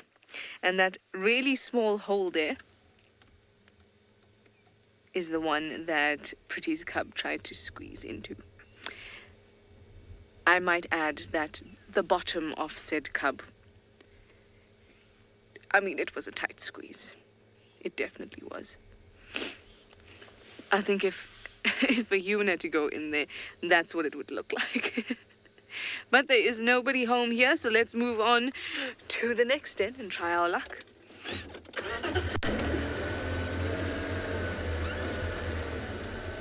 I've also seen a business of mongoose, yes, a business, on this mound as well. So I have a sneaky suspicion.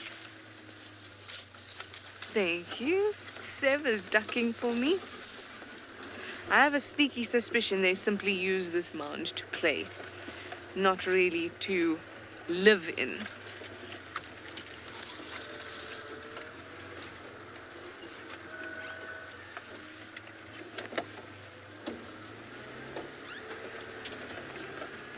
Okay. Alrighty. Moving on to the next one. Well, I suppose this is what's nice about having multiple hyena dens, because you can check them all out. I suppose it's nice for them too. Different environments to play in, different holes to try and squeeze yourself into. Hello, you guys. No. We'll stop and say hello. I know we see you all the time, but we can stop and say hello.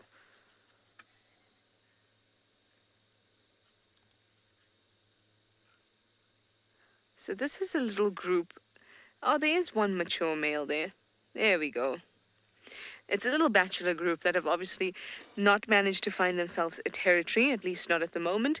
Perhaps this male with the big horns, the mature male, perhaps he has already found a territory and actually already mated, perhaps, and has now been displaced from that territory. Well, here we have an opportunity to see them in flare. How nice would that be? I always love having that extra gadget around.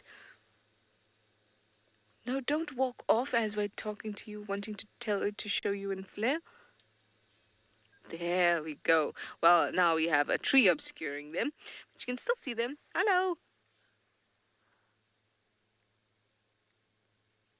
Oh, there we get a nice image. So when the tree is obscuring them, obviously that's really difficult because that's changing the thermal signature. Absolutely. So you can see the darkness. The darkness is the lighter, the lower temperature, and this bright pink, sort of a little above that. But what you're looking for is that bright orange, and sometimes even white if they're really, really hot.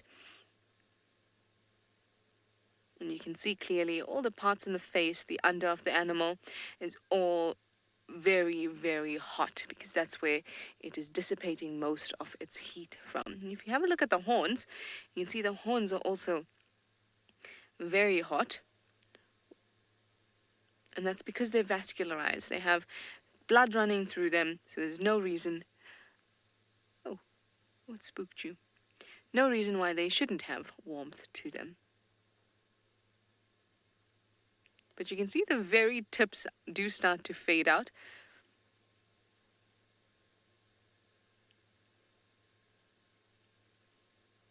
You can see even the legs and the hooves are very cool compared to the rest of the body. How awesome would it be to look at Zompala through the flare and see the whole of cool or cold? How cool would that be? Oh, we've got some cuteness going on. Yes. Some cuteness and then a swift poke in the bum for the other impala. Anyway, let me send you over to Tristan, and he's hoping to find a better position to see the prince.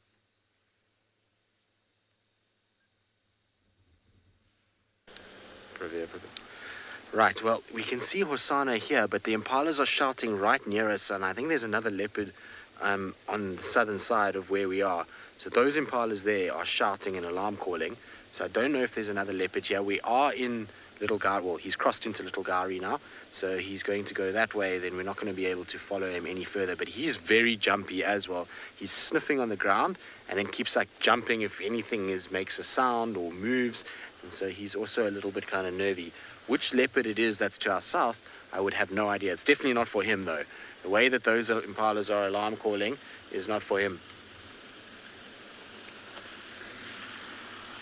So the other guys are going to go around for us and go and just check and see if they can see what's causing all of this ruckus. And so Hosana is also going to go, and that's going to be the last view we're going to have of him for this evening. Hopefully he's not going to have any issues. Now, I do apologize if my mic is breaking up a little bit. It shouldn't be making too much noise. Just watch him though.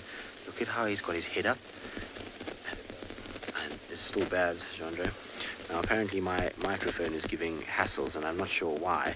It's in tight, so just give me 2 seconds while I try and figure this out.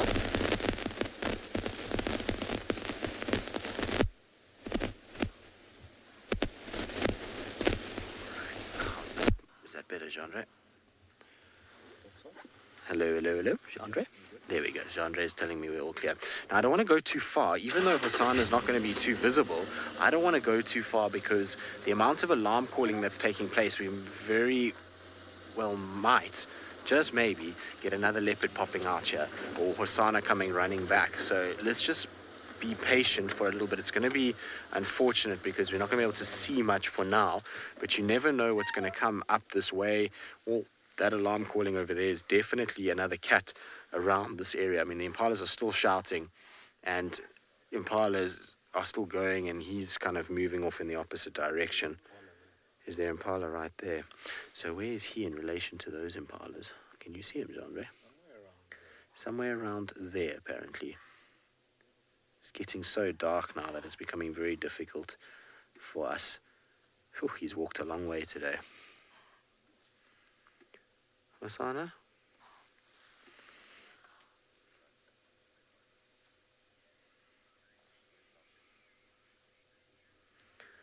Right.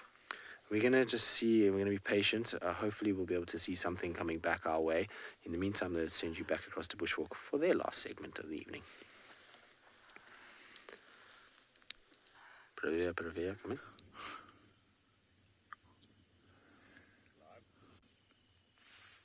Well, it's a pretty epic moment here. We've just been watching this marula tree and how active it was 5 minutes ago. And it was quite interesting. They've got it's almost like an apartment block happening. We did just miss it because it is getting very dark. And like I was saying, a lot of these dino animals are making their way back in. Because we've got a crested barbet, 2 of them that just disappeared into a hole, and also a family of squirrels that disappeared further up. It's quite hard to show you exactly where they've gone in. But it just goes to show you how this one tree that's right against the road can hold so much life just as it is. Now we think, yeah, it's got leaves. You can't even see a nest. But actually, no, you can't. Actually, you can't see much of what they are. But there's quite a bit of animals living in just this one tree. It just goes to show all these other trees, what's hiding in them. It's just we just happened to come past at the right time, and the squirrels ran up. Bobbit was hopping around and then followed its mate into a hole. I don't know if you can see. It's quite difficult to point out. But yeah, it was quite a fascinating moment to see who still lives or who lives in this tree. But it's a stunning evening. We just left the elephants feeding. When on the way back, we passed a few more and they were out in the open quite nicely, but we didn't want to disturb that area anymore than we have to, and we just are heading back towards camp. But it's a gorgeous evening. We can hear impalas snorting in the background, and apparently one or two impala is still rutting. He was chasing a female around here a minute ago, but the one female went one direction, the other one went the other direction. So I think he just gave up, and I don't know actually where they've gone. They've disappeared completely. I got distracted by the birds and the squirrels.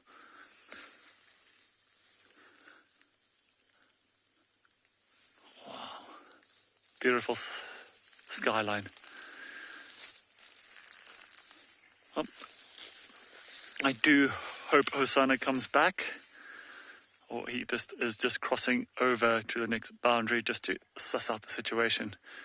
I think by staying around the pan area for that long, he didn't expect it to be so quiet without any animals. So, in the meantime, we are going to go back to Tristan to see if he's found Hosana again and see how his evening's going. We are going to pack it up and head home because it's too dark for us now and the elephants are not too far. We can't really see anything, but we thought we'd just come down to where the other impalas are shouting in case we can see something. And it's apparently Sibui that's somewhere here. So those impalas there can see where Sibui is. We just can't see her ourselves. I have no idea which direction she's going. If she's going north, south, east, west, I don't know. But with Hosana being there, if he gets seen by those impalas, then this might attract Sibui to come northwards towards us, and we might get a meeting of the two. As far as I know, neither one of those leopards has come across each other before. It's possible that they have. I just don't know about it, and certainly haven't heard any sort of sightings of the two of them together. So it's why I'm just sticking around. I know it's boring to look at bush and in infrared, but unfortunately it's too dark for us to do it any other way, and it's worth just being patient in case we get some sort of indication of the two of them coming together. Wouldn't it be quite something to see Hosana and Sibui together? And I think it would be an interesting kind of sort of mix there, and it also might mean that Hosana turns and actually starts to come back towards our side. Even though it's a female, he might be a bit kind of nervous, or she might be quite aggressive towards him. I don't know what's going to happen, so it's worth just sitting. I can see where Hosana is. He's up on our back right. Now, apparently he's lost interest in the impala, Hosana, so he's where that light is there, and apparently he's moving straight down towards where Sibui is. So let's just sit very, very quietly and hope that he comes this way, and hopefully we'll see the two of them kind of coming out and peering. You can just see him in the light, actually, of the spotlight there. I don't know if you'll be able to see him, Jean-Ray, but just see his legs moving in the spotlight. So where the spotlight is shining, every now and then you'll just make out little legs moving in the thicket. But he's moving down towards us, so he should pop out at the big dead tree, Jean-Ray, to give you an idea of where he should be kind of heading out. So he's heading where that kind of light is shining now. And so maybe we'll get him and Sibui kind of out in this little open area. We unfortunately can't go any closer because it is south of the boundary, but who knows? Maybe they come our way. Who knows what's going to actually take place? Either way, it's going to be very cool to kind of see if there is an interaction. There's for sure there will be something, because Hosana and his sort of curiosity and his nose will lead him to Sibui for sure. Kristen, do I think Hosana is a threat to cubs in the area? I'm not sure. I suppose possible. He's getting to that age where he should be. So Sibui's been spending a lot of time by herself away from Kupona, and so I don't think she's with him. So I mean, maybe, I don't know. You never know with a male leopard. I still somehow feel he has this kind of little goofy charm to him, and he's not really taking male leopard life too seriously just yet. And so I still think that he would be okay, but you never know. I mean, it's always difficult to kind of figure it out. But the way he's sitting there now is as though he's kind of spotting or looking around for something, and hopefully Sabui is going to spot him and come out, and we're going to see the two kind of around. And it's not the best picture, but at least it's still some time with Hosana. The more time we get with him, always the better. And the likelihood of him crossing into a place like Little Gari or Chitwa, like I said earlier, was very high, and he did it regularly when he was here. He used to obviously spend most of his time at the dam camp, but who knows. Right now, I believe you guys have got issues still with my mic. I don't know what's going on. Apparently, it's on our ambient mic, so my mic is okay. You see, I'm not to blame, Jean-Ray. Thank you for that. So apparently, I'm not to blame, which is good news. So I do apologize, though, that there is an issue with our audio at the moment. We'll try our very, very best to not disrupt it too much. What I want to do is just quickly grab a spotlight and just shine further down and just see if I can see any eyes for where Sabui might be. Apparently she went static at a leadwood. Now that's very descriptive because that's a leadwood where my spotlight is over there, which is where I think maybe she is, because that's where the impalas were alarm calling. But there's a leadwood to the back left of that, so that one there.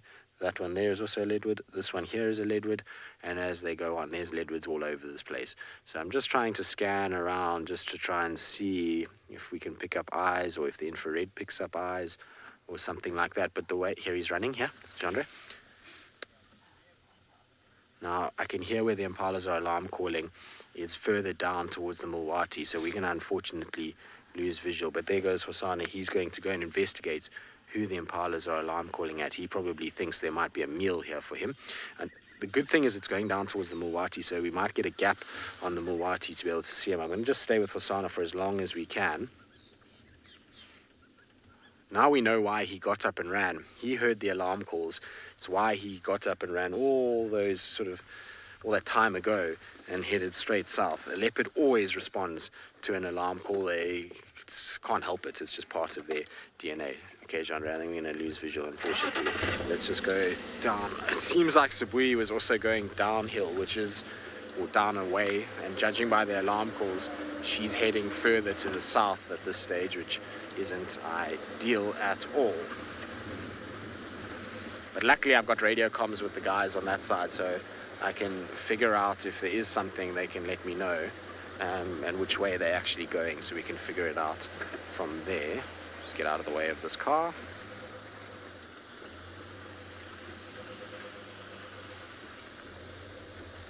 Okay, I can just make out the lights for that car. It's going to be a bit tight whether we can see down.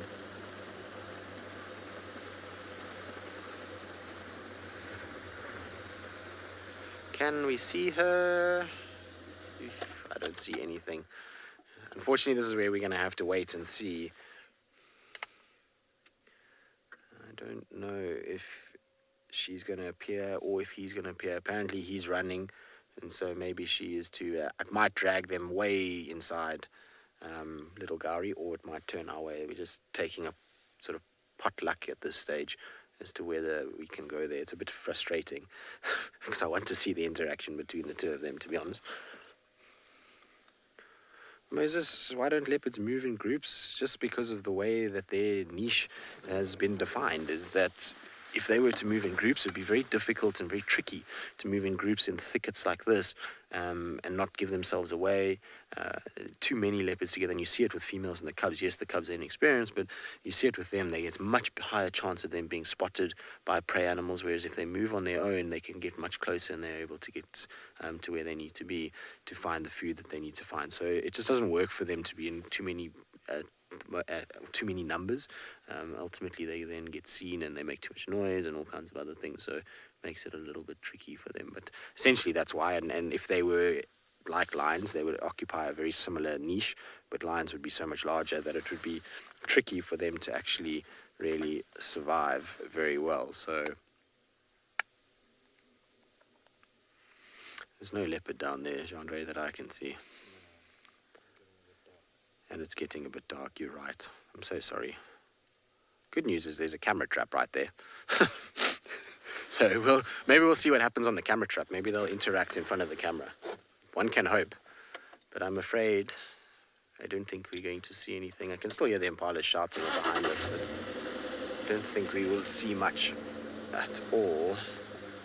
But I think, judging by Hosana's demeanor and the way he was sniffing that game path when he crossed the boundary, I have a funny feeling Sibui was on our side this afternoon too and had a drink at Twin Dams and then crossed over the boundary. He was seen by those impalas, and that's why there was so much shouting, and then he ran to go and investigate what's going on.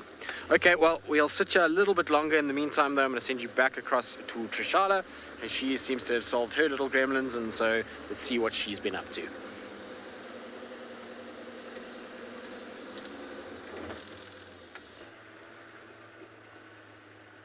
Well, I really hope that we do get to see the leopard again. I would love to have a last-minute leopard, lion, chameleon, mongoose, bush baby, elephant, anything. But the spotlight is out now, so what we're looking for becomes a little bit different. Now, I've just been listening to the Game Drive radio, and I'm just angry with myself at the moment because those lions are not on our property, like I explained before, but they're so close, so close. We just wouldn't be able to see them, but they're so close. All they need is, somebody they really like to say, come guys, come on, come into Juma. So, bothering me a little bit, but I think I'm okay. I will find them again, different time. But now we'll be looking for the small ones. Oh, let's go back to Tristan and see. I think he's caught up with a leopard. Right, so we've managed to see Sibui. So this is Sibui here. I'm using my spotlight. I didn't really want to use it for too long, but it's the only way that we'll be able to show you that she's there. I was just leaving the sighting, and we just picked up her eyes. So I do apologize about the spotlight. We really try not to use them often, but I thought we'd just be able to show you quickly that's where she is. So she somehow has done a big loop and come back towards where I was pointing. So that's that leadwood that I was pointing, where the spotlight is kind of highlighting. That's where I was saying that she is. Hosana went running over the road. Is she going to come towards us? I just want to dim the light so it's not in her eyes. Is that enough light for you to use, Genre? I know it's not ideal. I think it's a wee. At this rate, lately there could be leopards coming out of anywhere, so who knows which leopards we've got. But she's looking in the direction that Hosana ran and is now walking straight towards us, so maybe we're going to get a beautiful sighting of this cat as well, which will be nice. Come, girl, come north. I'm just trying to see. Sorry, Genre, I'm just moving my spotlight in case there's another cat following her. I don't see anything, though. She is heading roughly in our way, but you can see I'm trying to keep the spotlight as off her as possible, but just still give us enough light with the IR that you can actually see her. Just it gives it a little bit of extra light, but I don't want to kind of shine it in her face at all. Try to be as respectful as possible, but she's moving our way, so that's good news. So I'm going to take the spotlight off Genre. I know it's not great from an IR point of view, but she is coming close enough that the IR soon will be absolutely fine. We'll be able to see her, hopefully, quite nicely. And she's cutting to the left now. She's picked up his scent, I think. It's exactly where he crossed the road. There we go. You see, it's exactly where he crossed the road. So, running exactly where the other vehicles are. I'm just checking. I think it's Sibui. Like I say, I can't really be too sure if it's her or not. She is there. I suppose it also could be Kupona as well, could be Tlalamba, because they were saying that there was another leopard down there, but that's moving off. Same way Hosana went. Isn't it amazing, though, with a leopard? I find it intriguing how good their sense of smell is. Hosana ran across. That leopard was walking straight at us. It was going to come north onto this road, and it hit exactly where he crossed the road, and immediately there was a change in the behavior, and she turned and went down the pathway back towards where Hosana ran. So it's an incredible thing to be able to see what's going on. I just want to let the guys know that leopard's back on their way to them. Yeah, probably that's females. I don't know if it is Sibui. I can't see nicely. It's too far, but is heading back towards where you are, where Hosana ran. So I just want to check if there's any other eyes that I can see before we probably carry on a little bit, but at least we got to see her. It was a brief glimpse, and like I say, I can't be 100% sure on the ID. I just got told by the other guys that she was here. I can see where the spotlight is for Hosana, and where she's going. Don't worry, John Ray, I'm just checking in case there's any eyes coming back. I don't think so. I think it was just a brief view that we were going to get, unfortunately. It's terrible that she didn't come north. I was hoping we were going to get a nice sighting of her, maybe going to do a drink at the dam after all the chaos, but the impalas were still shouting, and so that's why they ended up making such a noise. All right, well, here's what it is. We'll have to carry on. Like I say, I'll listen to the radio and just try and hear for any updates, but we're going to start probably meandering our way back home. It looks like the lights are heading further south, so it looks like Hosana is going southwards at the moment. Crazy, though. Like I said earlier, he's a leopard magnet, that cat. I don't know what it is about him and why all these other leopards come to him, but it's one of those things. Right, well, we're going to, like I say, start heading slowly back towards home. We're a long way out. In the meantime, though, let's send you back to Trishala and hope that she gets some last-minute success. Now, here is a critter I'm sure Sibui and Hosana wouldn't mind grabbing a hold of. A great snack. Not only a great snack, but a really cool animal. Hello, you. There we go. Look at that. When I speak, the one ear rotates towards me, trying to listen more carefully. Now, hello. You look very long and slender, and you're very brave. You don't often see this behavior. Normally they're running away from you. This one ran towards us and behind us. Off it goes.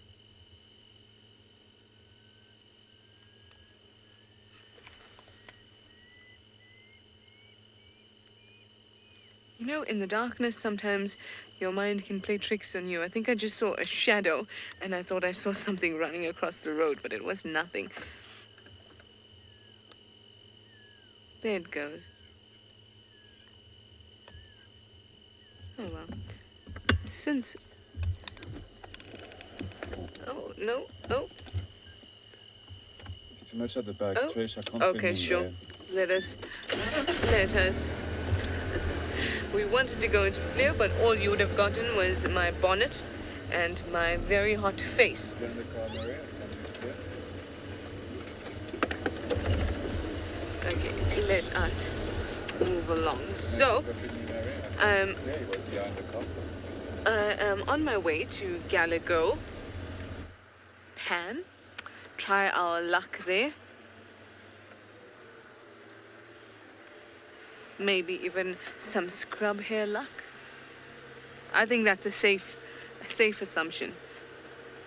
A nice task to boost us. Do you think we'll find a scrub hair? Will it happen? Will we find some suckling scrub hairs? That would be awesome. Or baby scrub hairs. I like them. But we're going to go and have a look anyway. Now, around this area, Gallagher Pan, you can see a lot of things. I've seen elephants, wild dogs, Hosana drinking out of there, actually. But more often than not, it is pretty quiet. But I think the lesson we've learned today, as we've been driving through and finding little... Ooh, hello. Yay!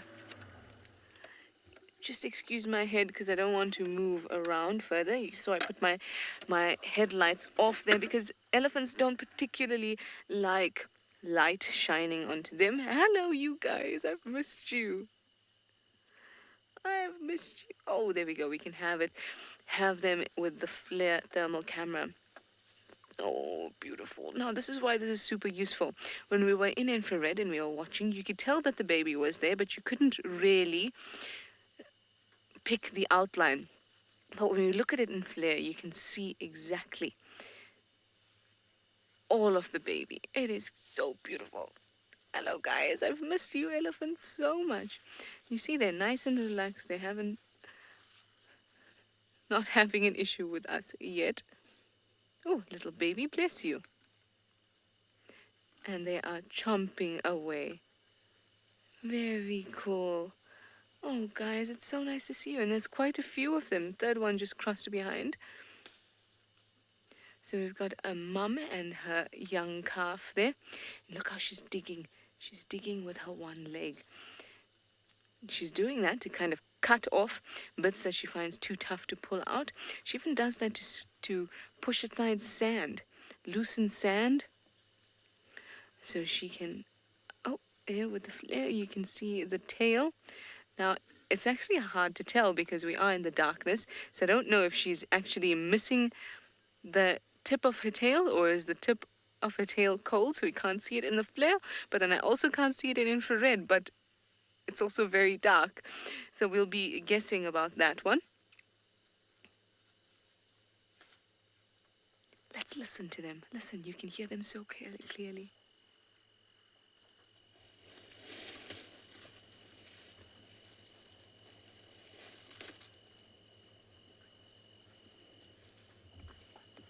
For me, that is the sound of the dry season, because when we have obviously entering the dry season, so you're going to have less grasses and things like that for the elephants to eat, and they're going to start eating leaves, stripping bark and all of that kind of thing, digging up roots, stuff like that, and that is the sound that we hear. Hello, you.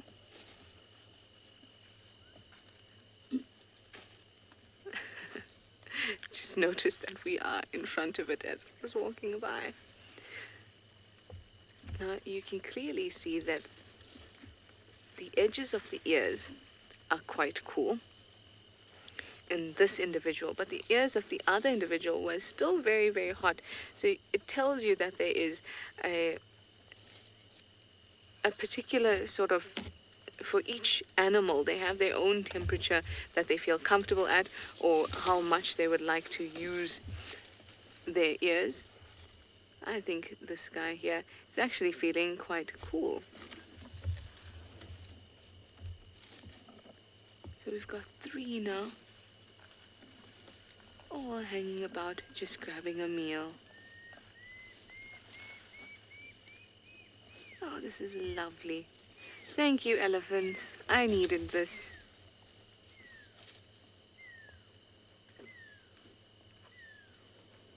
Now things will be getting drier, and we will be hearing more of those sounds as they chomp along the bush.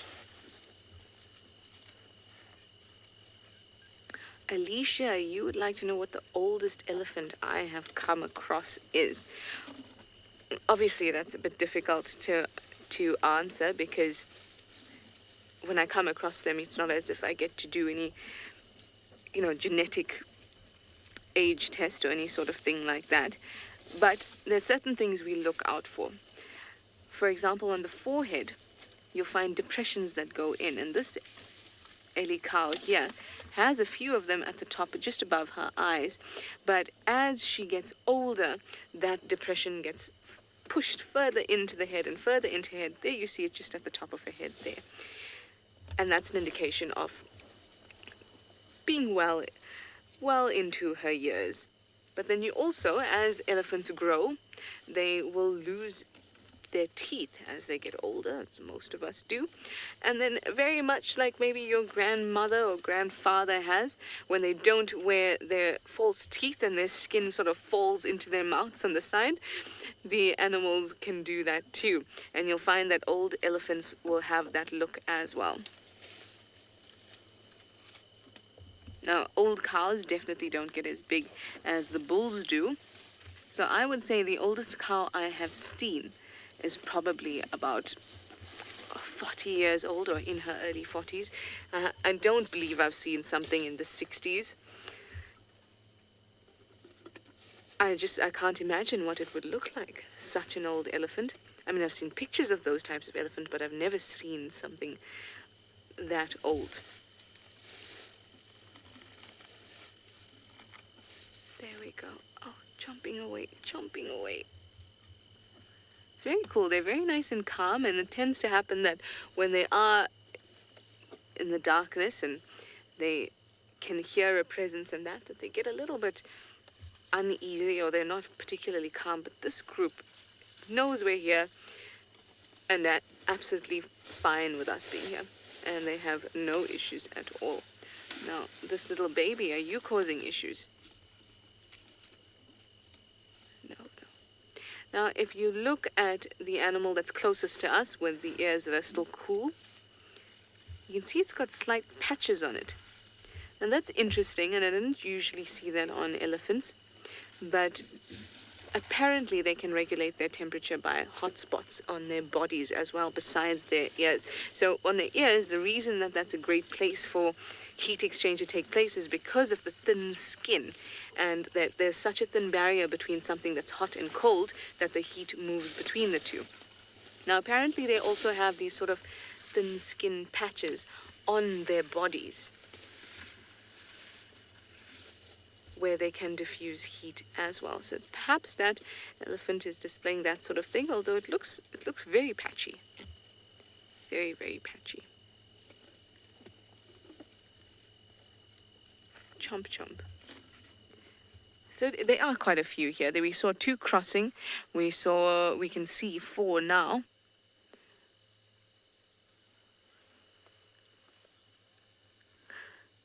There they go. So with the flare there, we saw that even the animal that I thought looked as if she didn't have the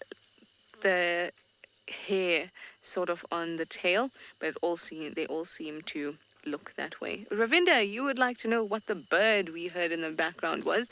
Well, I heard a very prominent pearl-spotted owlet going at it. I'm not sure if that's what you heard. I can't whistle at all. It's one of my...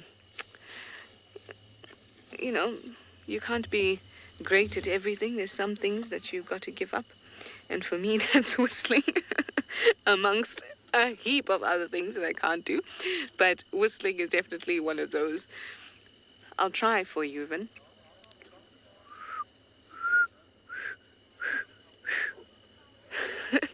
That was the start of the pearl-spotted owlet, but it was not very, very accurate, but that's what I heard quite prominently in the background when we were looking at these adorable elephants. Now you can see that she is dripping a little bit from her mast glands there, and in textbooks we often hear that when they're stressed they're going to be dripping from those mast glands, which are basically modified sweat gland that can weigh almost 3 kgs, if not more than that at times. You can imagine how huge that is. But when we speak of stress, we're not speaking of stress in terms of calf being hurt or not being able to get food or anything like that. It's just a heightened sense of emotion. So whether she's feeling a bit irritated, maybe she's feeling a little bit happy, maybe she's feeling a bit sad or anything like that. And I say those words because with elephants, there's some research to indicate that they can feel those things. Then she would still dribble from that gland. So it's not only when she's being harassed and is very upset that she'll dribble. You'll often see many animals or many elephants dribbling from those kind of glands. Yes, I finally got what I wanted. I got my elephant, so I'm really happy about that. See, we waited out the whole drive, but we finally got them, so that is awesome. Yay. I wish they were slightly more interested in me, but hey, we can't have it all, can we? Well, one person who did have it all today is definitely Tristan. That sighting of Hosana is just awesome, seeing him run off, having Sibuyi in there as well. Possibly interacting. We don't know what's going on once they leave Juma. So very exciting stuff. Well, we checked the dens and we'll know tomorrow morning whether Ribbon's cub is still there if somebody gets to go. And we finally found our elephant. So it's been an awesome drive. And thank you for all your questions and your comments. You know that we love them. We'll see you in the morning for Sunrise Safari.